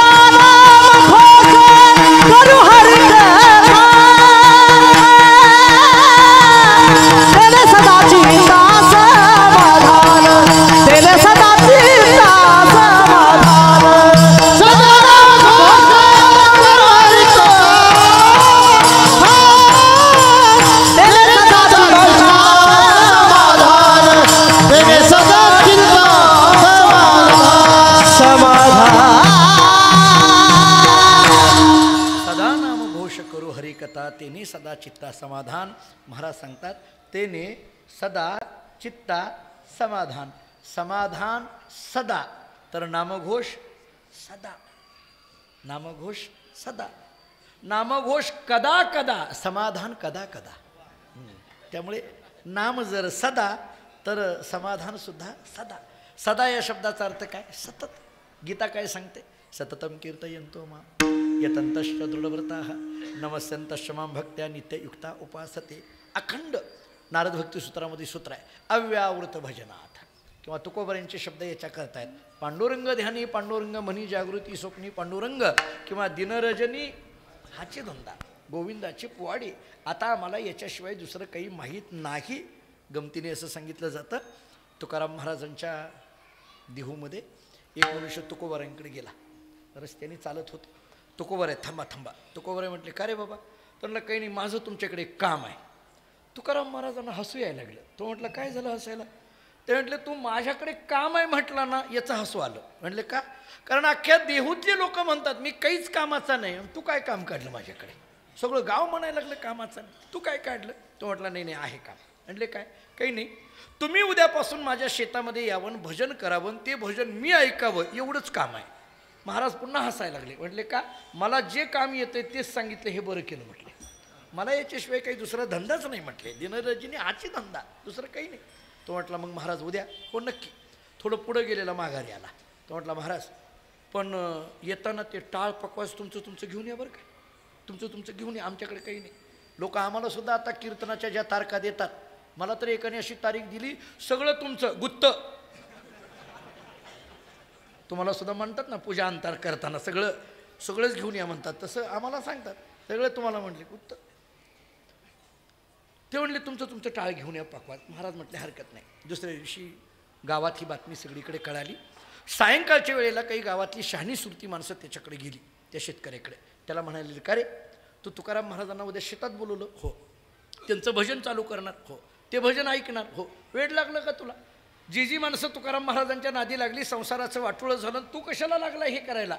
तो म्हटलं तुमचं बोलून झालं का? हां झालं. मग नीट ऐका. मी तुकाराम महाराजांना उद्या शेतात का बोलवलं त्याचं कारण आहे मला सध्या पाखरं राखण करण्याकरता एका गड्याची गरज आहे. कळलं का? बघा आता ह्याचा विचार. म्हटले मग असल्या दिवसात कुठून गडी शोधायचा? महाराजांना आणणार. टाळ पकवाजाचा आवाज आला की शेतातली पाखरं. टाळाचा आवाज आला की पाखरं राहतील का? अहो टाळाचा आवाज आला की माणसं उठून चालली. पाखराचं काय घेऊन बसला? माणसं सुद्धा म्हणतात यांचं झाल्यावर गावात जाऊ आता. म्हटलं असं आहे. ते सगळे म्हटले अरे वा हुशार आहे. दुसऱ्या दिवशी महाराज आले. कट्टा केलेला होता. महाराजांनी भजन करायला सुरुवात केली. आता ते महाराजांचं भजन. गंमत सांगू त्या शेतामध्ये कणसावर बसलेली तर पाखरं भजन ऐकतच होती. पण भजन इतकं गोड होतं दुसऱ्याच्या शेतातली पाखरं उठून याच्या शेतात बसायला लागली. आणि महाराजांनी त्या सगळ्या पाखरांकडे बघून म्हणावं सर्वात्मकपण माझे हिरोनी नेतो कोण. अवघी भूते साम्य आली देखील म्या काही होती विश्वास तो खरा मग पांडुरंग कृपेचा. म्हणजे सतत भगवत नामचिंतन हा जवळच्यावर सुद्धा कसा परिणाम घडतो महाराज सांगतात सदा नामघोष. आता आणखीन एक प्रश्न आहे. महाराजांनी असं का म्हटलं नाही हो? सदा कर्मघोष, सदा ज्ञानघोष, सदा योग घोष. नाही सदा नामघोष. मला एक प्रश्न उपस्थित करायचा आहे. कर्म ज्ञान योग जप तप इतकी साधनं आहेत ना. मग या सगळ्या साधनांना परमार्थामध्ये महत्त्व नाही आहे का? तुम्ही जर नामाचाच इतका आग्रह धरत असाल तर बाकीच्या साधनांना महत्त्व नाही आहे का? किंमत नाही का? आता नीट ऐका. इतर साधनांना किंमत आहे का नाही याच्यावर मी 2 उत्तरं देतो. पहिलं उत्तर माझं आहे इतर साधनांना किंमत आहे आणि दुसरं उत्तर आहे किंमत नाही. तुम्ही म्हणाल दोन्हीकडनं बोलायला लागलात. वकील लोक तीच धंदे करतात सध्या अलीकडल्या काळात. दोन्हीकडनं बोलायला लागलात असं कसं काय? किंमत आहेही म्हणता आणि किंमत नाही म्हणता. सांगतो किंमत आहे कधी आणि किंमत नाही कधी. नीट ऐका. एवढा दोहा ऐका. किंमत कधी आहे? कर्मज्ञान योगाधिक साधनांना कधी किंमत आहे आणि कर्मज्ञान योगाधिक साधनांना कधी किंमत नाही. कबीर महाराजांचा एक दोहा आहे. कबीर महाराज असं सांगतात राम नाम को अंक है सब साधन है सुन अंक गए कछु हाथ नहीं अंक रहे 10 गुण. नीट ऐका. राम नाम को अंक है सब साधन है सुन अंक गए कछु हाथ नहीं अंक रहे 10 गुण. हा दोहा मी समजावून सांगतो. इथं नाम नावाचं साधन आहे, पुढं कर्म नावाचं साधन आहे, पुढं ज्ञान नावाचं साधन आहे, पुढं योग नावाचं साधन आहे, पुढं जप नावाचं साधन आहे, पुढं तप नावाचं साधन आहे. ही साधनं सगळी एका रांगेत लिहिली. आता पुढं ऐका. राम नाम को अंक है, याच्यात जे नाम नावाचं साधन आहे त्याच्या ठिकाणी 1 असं काढलं. हे जे नाम नावाचं साधन आहे त्याच्या खाली 1 ही संख्या केली. पुढं कर्माच्या खाली 1 0, ज्ञानाच्या खाली 1 0, योगाच्या खाली 1 0. कारण दोहा कसा आहे, राम नाम को अंक है सब साधन है सुन. म्हणजे याच्यातलं नाम म्हणजे 1 अंक आहे. एक अंक म्हणा, एक संख्या म्हणा किंवा एक आकडा म्हणा. आकडा नको, परत गोंधळ होतो. 1 अंक घ्या, आपलं हे बरं पडतंय चांगल्या मराठीतलं.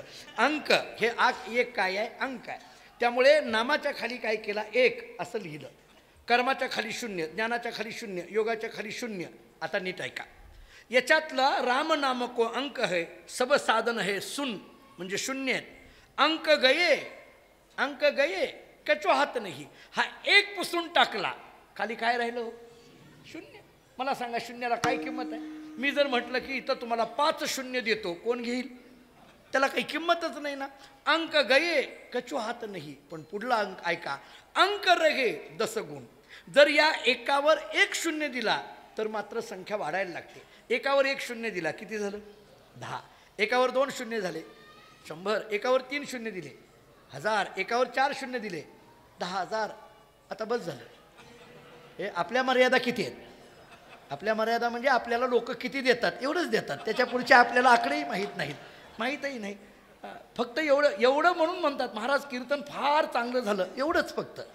त्याच्या पलीकडे काही नाही. विठ्ठल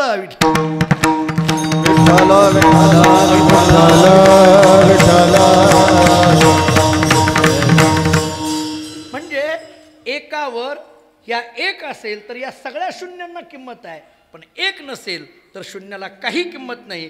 तसं नामस्मरण असेल तर सगळ्या साधनाला किंमत आहे. पण नामस्मरण नसेल तर बाकी सगळ्या साधनाला काही किंमत नाही. म्हणून सदा नामघोष महाराज सांगतात. म्हणून अखंड नामघोष. आणखीन एक विचार सांगतो. आता थोडा कठीण वाटेल पण धावता सांगतो 1 मिनिटामध्ये. नाम घोष आणि परिणाम सदा चित्ता समाधान. हे नामाचा आणि समाधानाचा काय संबंध आहे हो? काही कार्यकारण भाव आहे का? नाम नावाचं कारण आणि समाधान नावाचं कार्य असं घ्या कळण्याकरता. माती नावाचं कारण आणि घट नावाचं कार्य. म्हणजे घट नावाचं कार्य घडायचं असेल तर माती नावाचं कारण पाहिजेच. तसं समाधान नावाचं कार्य घडायचं असेल तर नामस्मरण नावाचं कारण पाहिजेच. पण संबंध काय त्याचा संबंध काय? याचा एक साधा संबंध सांगून पुढे जातो. मुळात नाम हा शब्द कसा तयार होतो? मराठी व्याकरणामध्ये विग्रह आणि संधी अशा 2 प्रकार आहेत. म्हणजे शब्दांची फोड केली की विग्रह आणि जोड केली की संधी. आता हा जो नाम शब्द आहे की नाही याचा विग्रह करा. न अधिक आम बरोबर नाम. न अधिक आम बरोबर नाम. आता याच्यातला न म्हणजे काय आणि याच्यातला आम म्हणजे काय कळालं की नाम म्हणजे काय कळतं. न या शब्दाचा अर्थ आहे नष्ट होणं. न म्हणजे नष्ट होणं. राहिलं काय आता आम. आम म्हणजे काय? आयुर्वेदामध्ये आम हा शब्द येतो. कुठे येतो सांगतो. आमाशय आणि पित्ताशय असा जोडून शब्द येतो. त्याच्यात आमाशयाचा अर्थ सांगितला जातो कच्च. म्हणजे न म्हणजे काय झालं नष्ट आणि आम म्हणजे काय झालं कच्च. नीट ऐका. न म्हणजे नष्ट आणि आम म्हणजे कच्च. याचा अर्थ काय? कच्चेपणा नष्ट. म्हणजे जीवाचा कच्चेपणा ज्यांनी नष्ट केला जातो त्याचं नाव नाम. आणि जीवाचा कच्चेपणा नष्ट झाला की जी स्थिती येते त्याचं नाव समाधान. विठ्ठल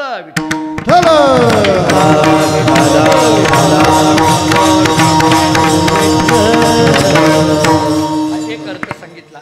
याच्यावर 11 अर्थ आहेत. गीता प्रेसच्या एका अंकामध्ये याच्यावर 11 पद्धतीचे अर्थ सांगितलेले आहेत. त्याच्यातला मी 1 सांगितला. बाकीचे 10 अर्थ सांगण्या इतकी भारत महाराज माझ्याकडे वेळ नाही आणि सगळे अर्थ एका कीर्तनात सांगू नये हा कीर्तनकाराचा नियम आहे. म्हणून मी पुढचं सांगत नाही. सगळंच आता भांडवल जर देऊन टाकलं तर आम्ही काय करायचं पुढल्या वेळेस. त्यामुळे हे 1 पण आहेत फार गोड आहेत. तुम्ही गीताप्रेसचा भगवन नाम नावाचा अंक पहा गीताप्रेसचा आणि त्याच्यामध्ये हे सगळे अर्थ केलेले आहेत. मला वेळही माझ्याकडे कमी आहे. मला अगदी वेळेवर पुढच्या सगळ्या गोष्टी उरकायच्या आहेत. सदा नामघोष करू हरिकथा तेने सदा चित्ता समाधान. महाराज सांगतात नामघोष असा शब्द वापरला. आणि करू हरिकथा हा करू शब्द आणि सदा शब्द दोन्हीकडे लावा. सदा नामघोष करू एक आणि सदा हरिकथा करू दोन असं करा. सदा नामघोष करू आणि सदा हरिकथा करू. परिणाम काय? तेने सदा चित्ता समाधान. आणि एकदा समाधानाच्या स्थितीमध्ये हा जीव पोहोचल्यानंतर काय स्थिती येते त्याचं वर्णन अभंगाच्या दुसऱ्या चरणात. सर्व सुख ल्यालो सर्व सुख ल्यालो सर्वालंकार सर्वालंकार सर्वालंकार सर्व सुख ल्यालो ल्यालो सर्व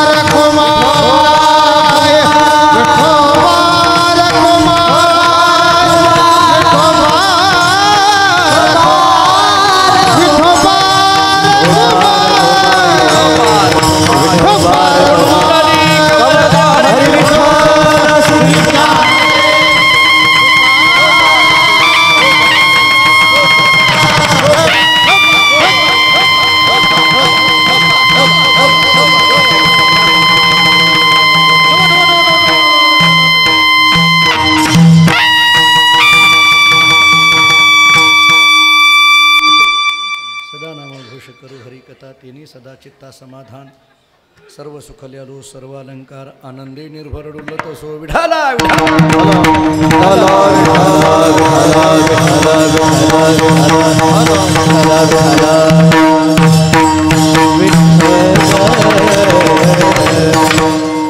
विचार करताना पहिल्या चरणाचा विचार आतापर्यंत आपण करून आलो. सदा म्हणजे काय कळालं? नामघोष करू हरिकथा आणि त्याचा अर्थ करताना समाधान म्हणजे काय इथपर्यंत पोहोचलो. आता समाधानाच्या स्थितीमध्ये पुढं काय अवस्था आहे? सर्व सुखल्यालो सर्व अलंकार आनंदे निर्भर डुलत असो. किती गोड शब्द महाराजांचे आहेत पहा. सर्व सुखल्यालो सर्व अलंकार. आता हे कोणते अलंकार परिधान केले? दोन पद्धतीचा विचार करता येईल. कर्मज्ञान योगाधिक या सगळ्या मार्गांचा विचार केला तर हे अलंकार परिधान केले असं म्हणा. त्याच्याही पेक्षा दैवी संपत्तीच्या 26 गुणांचा विचार करा. ते दैवी संपत्तीतले जे 26 गुण आहेत ना, त्या 26 गुणांना एका अर्थाने अलंकारच म्हणा. असे अलंकार परिधान केले म्हणा. आणि याहीपेक्षा दोन्हीपेक्षा एक तिसरं उत्तर देतो म्हणजे कळेल. सर्व सुख ल्यालो सर्व अलंकार याचं उत्तर देताना महाराजांचंच एक प्रमाण आहे. उमटती ठसे ब्रह्मप्राप्ती अंगी दिसे. परमतत्वाच्या प्राप्तीची चिन्ह अंगावर उमटलेली दिसून आली. आणि मला वाटतं ती चिन्ह म्हणजे अलंकार धारण केले. कोणती अलंकार चिन्ह धारण केली? 5 चिन्हांचा विचार केला जातो. अभिन्नता, अभयरूपता, अजन्मस्थिती, अनन्यता आणि आनंदरूपता. अभिन्नता, अभयरूपता, अजन्मस्थिती, अनन्यता आणि आनंदरूपता. मला वाटतं या 5 चिन्हांचा किंवा या 5 ठस्यांनाच अलंकार म्हणा. सर्व सुखल्यालो सर्व अलंकार. आता हे प्रत्येकाचा विस्तार आहे. अभिन्नता म्हणण्यामध्ये भेद नाही सर्वात म्हणा नारायणा तुझं मज.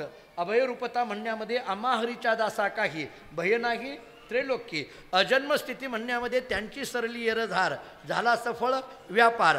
अनन्यता म्हणण्यामध्ये एक धरीला चित्ती आम्ही रकुमाईचा पती. आणि आनंदरूपता म्हणण्यामध्ये आनंदाची डोही आनंद तरंग. या सगळ्या अलंकाराचा परिधान आता आम्ही अंगावर केलेला आहे. सर्व सुखल्यालो सर्व अलंकार. आता कोणत्या स्थितीत आहेत? आनंदे निर्भर डुलत असो. मला कधी कधी महाराजांच्या अभंगाचा अभ्यास करताना आश्चर्य वाटतं. आनंदे एवढंच नाही, निर्भर आणि त्याच्या पुढं डुलत असो. जरा पुढं बोलू. आनंदे डुलत असो असं नाही, आनंदे निर्भर डुलत असो. ऐका, आनंदे डुलत असो असं नाही, आनंदे निर्भर. हे निर्भर आहे बरं का, निर्भय नाही. निर्भर वेगळं निर्भय वेगळं. आनंदे निर्भर डुलत असो. मला उगी कधी कधी वाटतं समजा महाराजांनी जर असं म्हटलं असतं सर्व सुखल्यालो सर्व अलंकार आनंदे डुलत असो, कळलं असतं ना. हे निर्भर म्हणायची काय गरज आहे? हे निर्भर लिहायची त्याच्यामध्ये काय गरज आहे? कोणीतरी भजन करणारी चाल म्हणणारी माणसं म्हणतील नाही नाही ते चाल म्हणताना टाळात बसत नाही, ते निर्भर पाहिजे त्याच्याशिवाय टाळात बसत नाही. मी थोडा पुढचा प्रश्न बोलतो. असं कसं बसत नाही? अलीकडल्या काळात तुम्ही काहीही टाळात बसवायला लागला याची काय अडचण आहे? आता काहीही ज्याचा आणि आपला टाळाचा सुतराम संबंध नाही. आमच्या कानावर संस्कार असे आहेत. सद्गुरू दादा इथं आहेत, सद्गुरू काका इथं आहेत. आमच्या कानावर लहानपणापासून संस्कार असे आहेत. ज्ञानोबराय तुकोबराय आदी करून वारकरी सांप्रदायिक संतांच्या प्रमाणाशिवाय अन्य कोणत्याही काव्याला टाळ मृदंग वाजवू नये. विठ्ठल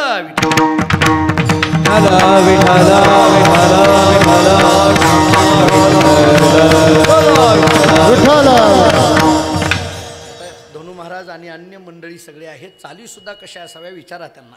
ही मंडळी त्यातली भजनातली तरबेज मंडळी आहेत. म्हणजे माझ्या कानावर संस्कार असे आहेत वारकरी चालीबद्दल की चाल म्हणतानाच तुकोबरांना काय म्हणायचं आहे हे त्या चालीतून कळावं, त्या चालीतून कळावं. कारण त्या अभंगाला त्या रसयुक्त चाल असते. कारुण्याचे अभंग असतील किंवा शृंगाराचे अभंग असतील तर त्या पद्धतीने चाली लावल्या जातात. आपल्याकडे काही वेळेला त्या अभंगाला त्याच चाली. आम्ही पालखी सोहळ्यामध्ये चालत असताना तर शिरवळकरांच्या दिंडीत भारत महाराज आपली अनेकदा भेट होत होती. चालत होतो आणि मग योगिया दुर्लभला एक चाल त्यांच्याकडे म्हटली जायची, फार गोड होती, मला फार आवडायची. रोज मी ती चाल ऐकायचो. वारी संपल्यानंतर रोज तीच अभंगाला चाल असायची. योगिया दुर्लभ म्हटलं की तीच चाल. मी वारी झाल्यानंतर एके दिवशी दादा महाराज होते तेव्हा शिरवळकर दादा, मी त्यांना विचारलं, म्हटलं अहो या अभंगाला हीच चाल म्हटली जाते, 18 दिवस झालं त्या अभंगाला तीच चाल आहे. मला त्यांनी सांगितलं 18 दिवसाचं काय घेऊन बसला, गेली 200 वर्ष झालं त्या अभंगाला तीच चाल आहे म्हटलं. 200 वर्ष झालं. आणि मग मला तेव्हा त्यांनी एक वाक्य सांगितलं, माधव महाराज अलीकडल्या काळामध्ये त्या अभंगाच्या त्या चाली जपून ठेवणं हे सुद्धा वारकरी संप्रदायाचं चालीचं वैभव आहे असं म्हटलं. त्या अभंगाला त्या चाली जपून ठेवणं हे सुद्धा खऱ्या अर्थाने वैभव आहे. त्यामुळे त्या अभंगातून त्या चालीतून कळतं की त्यातून काय म्हणायचं आहे. तसं आनंदे निर्भर डुलत असो. हा निर्भर शब्द का घातला असेल? निर्भर शब्दाचे 2-3 अर्थ माझ्या समोर आहेत शब्दकोशातून. एक अर्थ केलाय चिंतारहित होणं म्हणजे निर्भर. दुसरा अर्थ केलाय तृप्त होणं म्हणजे निर्भर, आणि तिसरा अर्थ केलाय परिपूर्ण होणं म्हणजे निर्भर. नीट ऐका, म्हणजे आनंदे निर्भर डुल्लत असो, याच्यात आनंदे चिंता मुक्त होऊन डुल्लत असो एक, आनंदे तृप्त होऊन डुल्लत असो दोन, आणि आनंदे परिपूर्ण होऊन डुल्लत असो तीन, असे अर्थ निघाले. आता याचे विस्तार आहेत. आता पुन्हा एक प्रश्न आहे, हे परिपूर्ण असा शब्द का वापरला? मी थोडं पुढं बोलतो. पूर्ण नाही, परिपूर्ण. निर्भर शब्दाचा अर्थ पूर्ण नाही, निर्भर शब्दाचा अर्थ परिपूर्ण. तुम्ही म्हणाल पूर्ण म्हटलं काय आणि परिपूर्ण म्हटलं काय? नाही नाही, याच्यात फरक आहे. अपूर्ण वेगळं, पूर्ण वेगळं आणि परिपूर्ण वेगळं. वैकुंठवासी जगन्नाथांना सांगायचे. आता अण्णांची कीर्तनं खूप काका तुम्ही किंवा आपल्या फळावरच्या लोकांनी ऐकली, कारण अण्णांची कीर्तनं कार्तिकीमध्ये पंढरपुरामध्ये जी व्हायची, तर बऱ्याच वेळेला अण्णांचं कीर्तन ऐकलं की वारी झाली असं समजायचे लोक. इतकं ते कीर्तन भावपूर्ण आणि विद्वत्पूर्ण असं असायचं. जगन्नाथांना असं म्हणायचे, आम्ही जे काही फार त्यावेळेस ऐकायला मिळालं नाही, पण जे काही थोडंफार अलीकडल्या काळात आम्ही यूट्यूबला ऐकतो. अण्णासाहेब अलीकडल्या काळात जे थोडंफार ऐकतो यूट्यूबला, थोडंफार ऐकतो म्हणजे यूट्यूबला जे थोडंफार ऐकण्यासारखं आहे. माझं बोलणं कळालं का बघा? नाहीतर अलीकडल्या काळामध्ये ते यूट्यूबवाले सुद्धा ते थंबनेल टाकताना सुद्धा इतकं विचित्र टाकतात. एकाने एका कीर्तनकाराच्या समोर थंबनेल टाकलं होतं, तडका कीर्तन. तडका असतंय भाई कीर्तन कुठं? काय टाकावं आपण लिहावं हेही कळत नाही. मी इथल्या वैभव तुला नाही म्हणत, किंवा तुमचे ते MD लय वगैरे तुम्हाला नाही म्हणत मी बघा तुम्ही काही काही असे गमतीचे एक गायक आहेत, चांगले आळंदीचे गायक आहेत, मी नाव नाही सांगत. त्यांचं नाव मी सर्च केलं त्यांची चाल ऐकण्याकरता. त्यांच्या पुढं थंबनेल टाकलं होतं, भयानक चाल. आता चाल कुठं भयानक असते होय?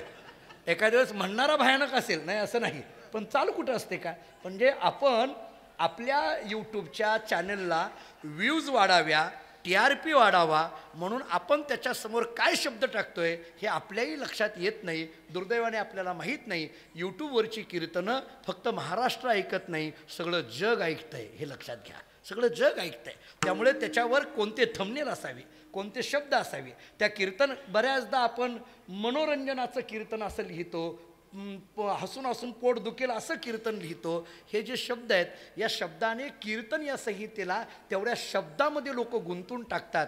आणि मला वाटतं आपणच या कीर्तन नावाच्या संहितेचं अपमर्द किंवा अपमानित करण्याचं पाप आपल्या पदरामध्ये पडतं आहे. विठ्ठल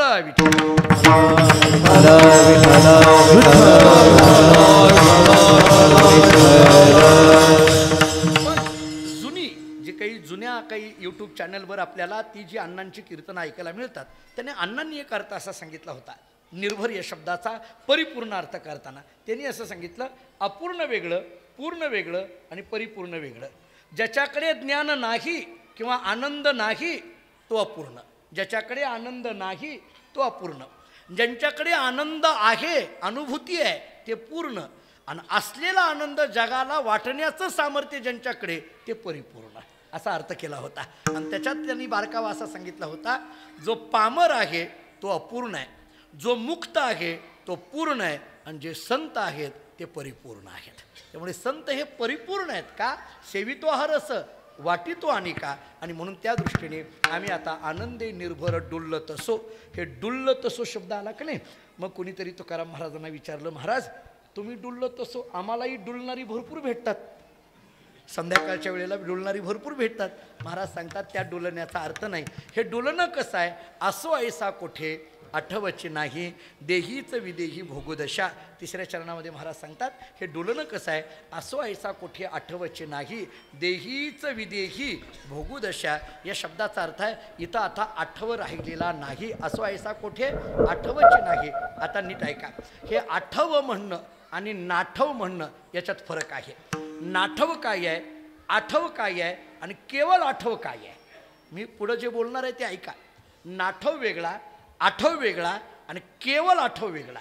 मी देह आहे हे म्हणणं नाठव आहे, मी ब्रह्म आहे हे म्हणणं आठव आहे, आणि मी देह आणि मी ब्रह्म या दोन्हीही स्मृती शिल्लक न राहणं ही केवळ आठवाची अवस्था आहे. त्यामुळे आठव नाठव गेले भावाभाव झाला स्वयंमेव पांडुरंग.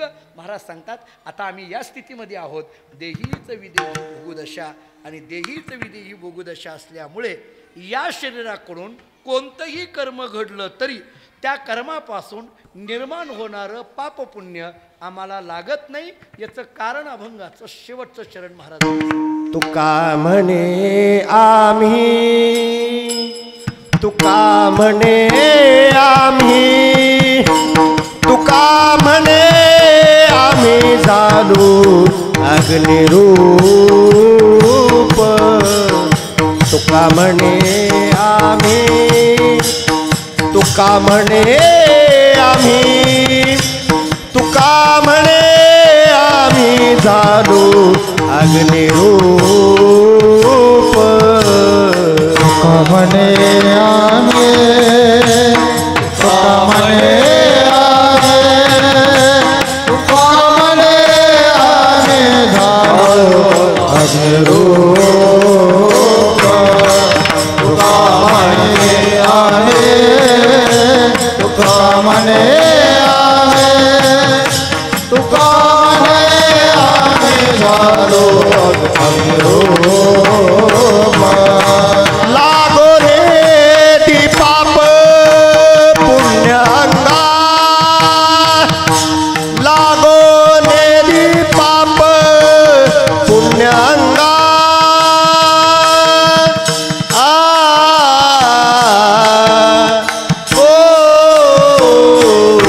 सर्व सुख ल्यालो, सर्व सुख ल्यालो, सर्व सुख ल्यालो, सर्व अलंकार. सर्व सुख ल्यालो, सर्व सुख ल्यालो, सर्व सुख ल्यालो, सर्व अलंकार. लागो रे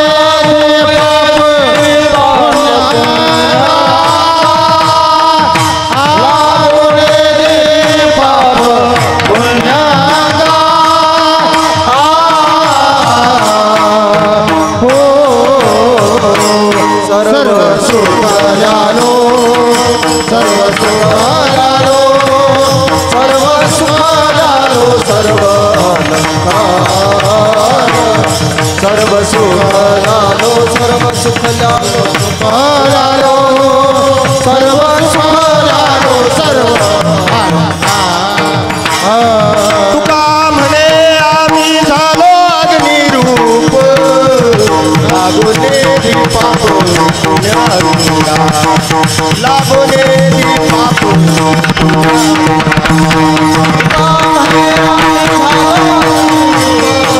लागो रे पाप पुण्य अंगा, लागो रे पाप पुण्य तुकावने आम्ही झालो अग्निरूप, लागो नेदू पाप पुण्य अंगा. महाराज अभंगाच्या शेवटच्या चरणात सांगतात, देहीच विदेही भोगदशा झाल्यामुळे आता या देहाकडून कोणतं कर्म घडलं आणि त्या कर्मापासून काय पाप पुण्य निर्माण झालं याच्याशी आमचा काही संबंध नाही, कारण आम्ही झालो अग्निरूप. अग्निरूप या शब्दाचा अर्थ आहे ज्ञानरूप. थोडक्यात वेदांताच्या भाषेमध्ये याला जीवनमुक्तीची अवस्था म्हणा. आणि मग आता आम्ही अग्निरूप झाल्यामुळे, जीवनमुक्त अवस्था आल्यामुळे या देहाकडून घडलेल्या कर्मापासून निर्माण झालेल्या पापपुण्याचा आमच्याशी काहीही संबंध राहत नाही. लागो नेदू पापपुण्य अंगा. माझ्या मनात एक छोटासा प्रश्न आहे, तेवढा उत्तर देणार आणि लगेच थांबणार आहे. लागो नेदू या शब्दाचा अर्थ आहे पापपुण्य आम्हाला स्पर्श होत नाही, लागत नाही. माझा प्रश्न असा आहे, महात्म्याच्या शरीराकडून घडलेल्या कर्मापासून निर्माण होणारं पापपुण्य महात्म्याला लागत नाही, मग निर्माण होणारं पापपुण्य जातं कुठं? माझा प्रश्न कळाला का? बघा, उत्तर पुन्हा कळेल कधी प्रश्न कळाला तर. उत्तर नंतरच कळेल की प्रश्न कळाला तर. प्रश्न माझा असा आहे, महात्म्याच्या शरीराकडून घडलेल्या कर्मापासून निर्माण होणारं पाप अथवा पुण्य त्या महात्म्याला लागत नाही का? आम्ही झालो अग्निरूप. लागत नाही मान्य आहे, पण मग निर्माण झालेलं पाप पुण्य जातं कुठं? कुठंतरी व्यवस्था लावावी लागेल ना. सांगतो, नीट ऐका.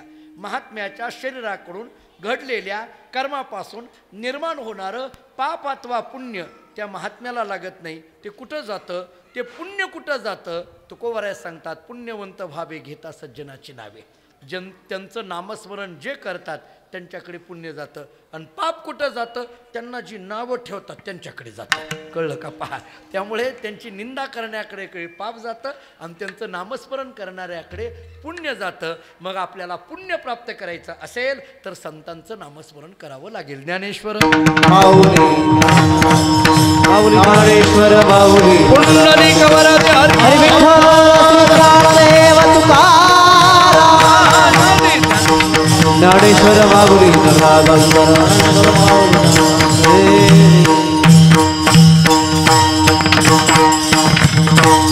म्हणे आम्ही झालो अग्निरूप लागो निदू पाप पुण्यांगा सर्व सुखले आलो सर्वालंकार आनंदे निर्भर डुलत असो.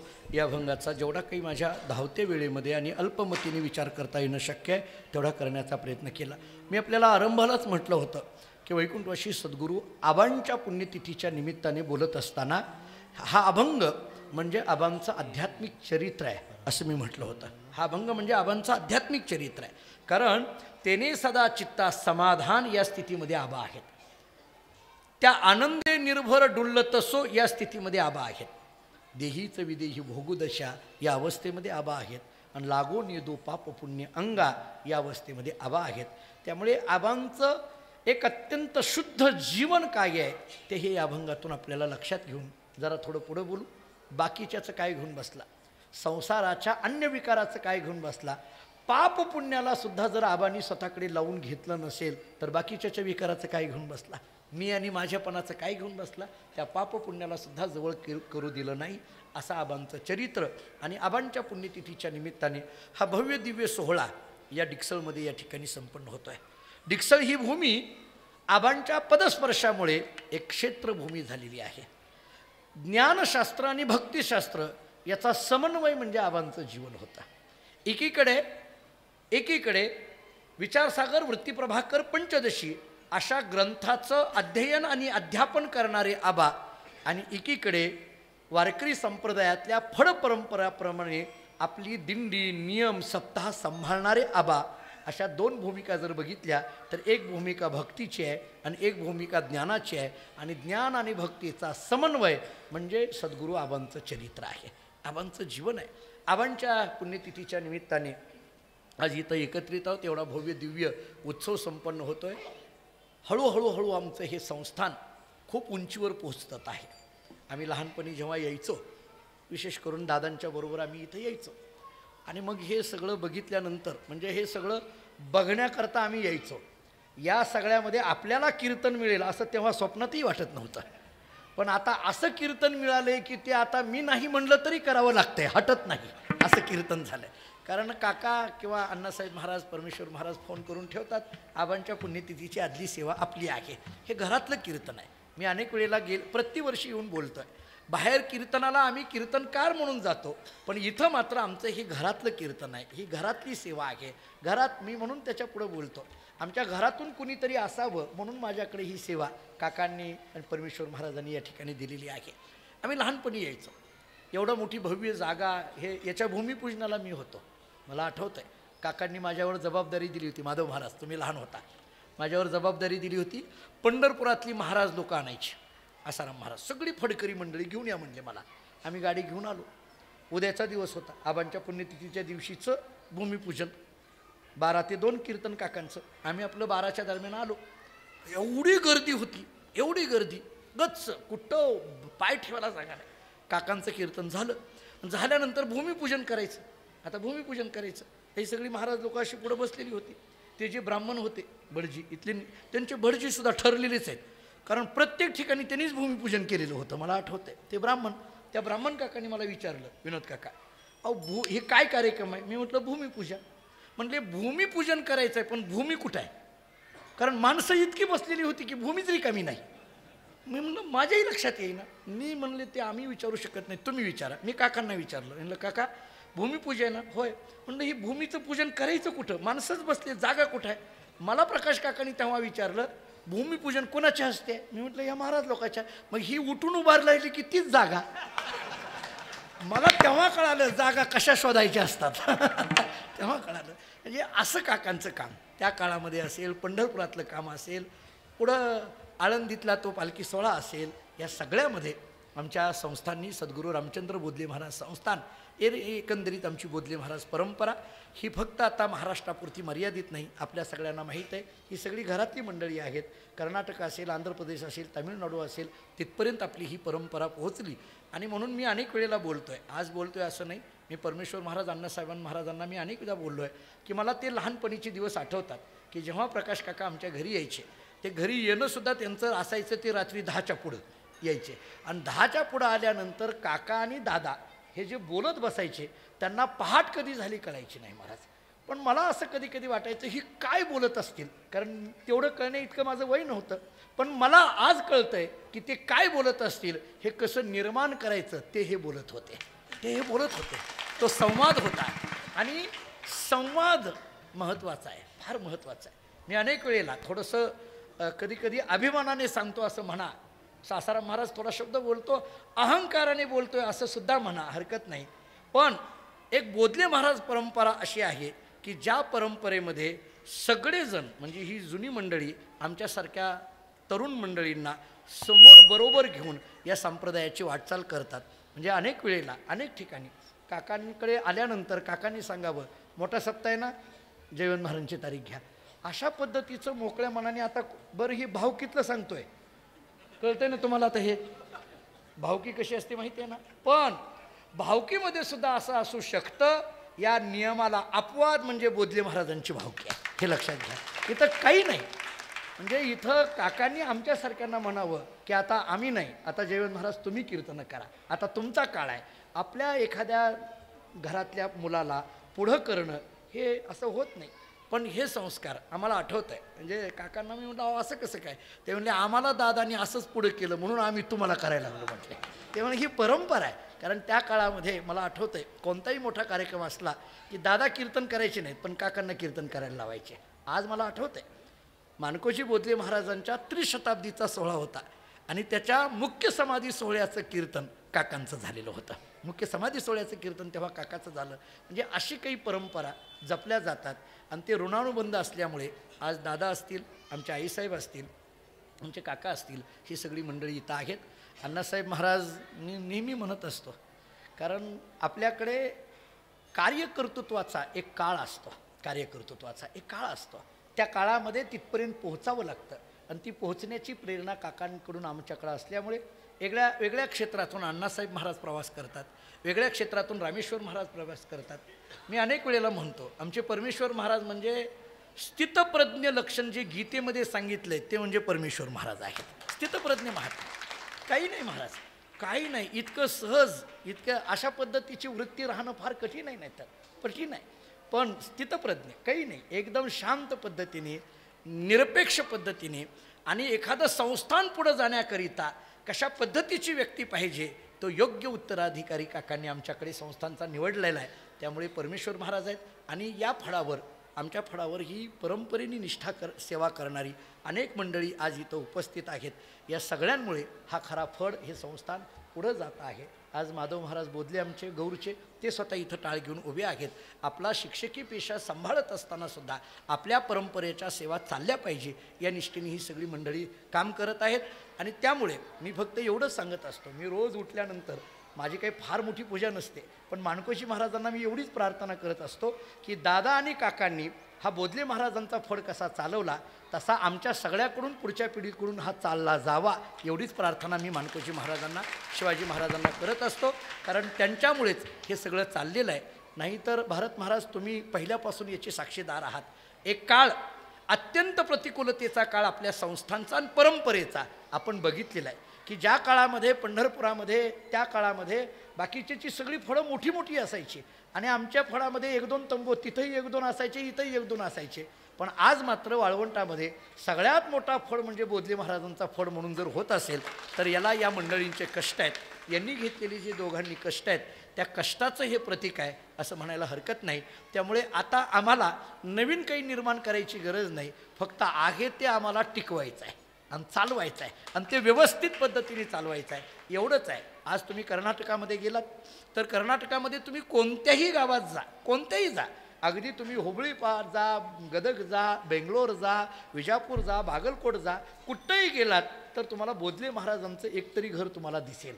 याचा इथपर्यंत पोहोचणं, तमिळनाडूपर्यंत जा तुम्ही, आंध्रामध्ये हैदराबादकडे इकडं जा, महाराष्ट्रात तर आता आपण कानाकोपऱ्यामध्ये विदर्भ असेल, मराठवाडा असेल किंवा इकडं नाशिक असेल, मुंबई असेल, पश्चिम महाराष्ट्र असेल, इथपर्यंत बोधले महाराजांची परंपरा. कारण मला आठवतं आहे, आज मी जेव्हा प्रवास करतो तेव्हा माझ्या लक्षात येतं आहे की आपल्याला प्रवासाचा किती त्रास होतो. पण मी विचार करतो, आज एवढ्या मोठ्या गाड्या आमच्याकडे आहेत, तर मला त्रास होत असेल तर त्या काळात ही बैलगाडीनी माणसं कशी फिरली असतील. त्या काळामध्ये ही मला आठवतं आहे, म्हणजे सप्ताह जवळचा सप्ताह असला, उद्या सप्ताह सुरुवात म्हटलं की प्रकाश काकांना दादा आदल्या दिवशीच हजर असायचे आणि काला झाल्यानंतर जायचे. आता ते किती देत होते हे सांगत नाही मी तुम्हाला, ते देणं आणि घेणं याचा काही संबंध नव्हता महाराज, पण प्रेम मात्र फार होतं. आणि असे 8-8 दिवस राहून या मंडळींनी ती गावं तयार केलेली आहेत. आज म्हणून रामचंद्र बोधले महाराज संस्थान असेल किंवा बोधले महाराज फळ असेल, या फळाला जी इतकी गावं आज जोडलेली आहेत, त्या गावांना बांधून ठेवण्याचं काम हे सगळं केलेलं आहे. मी एवढंच म्हणेल, फक्त एवढंच म्हणेल की बोधले महाराजांची एवढी सगळी भव्य परंपरा ही जी मुळी आहे, या मुळ्याला 2च दोऱ्या आहे. एक दोरी प्रभाकर दादा आणि दुसरी दोरी प्रकाश काका, एवढीच आहे. आणि या 2 दोऱ्या आहेत तोपर्यंत हा चांगल्या पद्धतीने फळ व्यवस्थित पद्धतीने चालणार आहे. त्यामुळे पुन्हा एकदा मानकोजी महाराजांच्या चरणी, शिवाजी महाराजांच्या चरणी, सद्गुरू आबांच्या चरणी या ठिकाणी नतमस्तक होतो. जेवढा या अभंगाचा माझ्या अल्पमतीने विचार करता येणं शक्य आहे तेवढा करण्याचा प्रयत्न केला. झालेली सेवा पुनश्च एकदा भगवत चरणी आपल्या सर्वांच्या चरणी समर्पित करतो. शेवट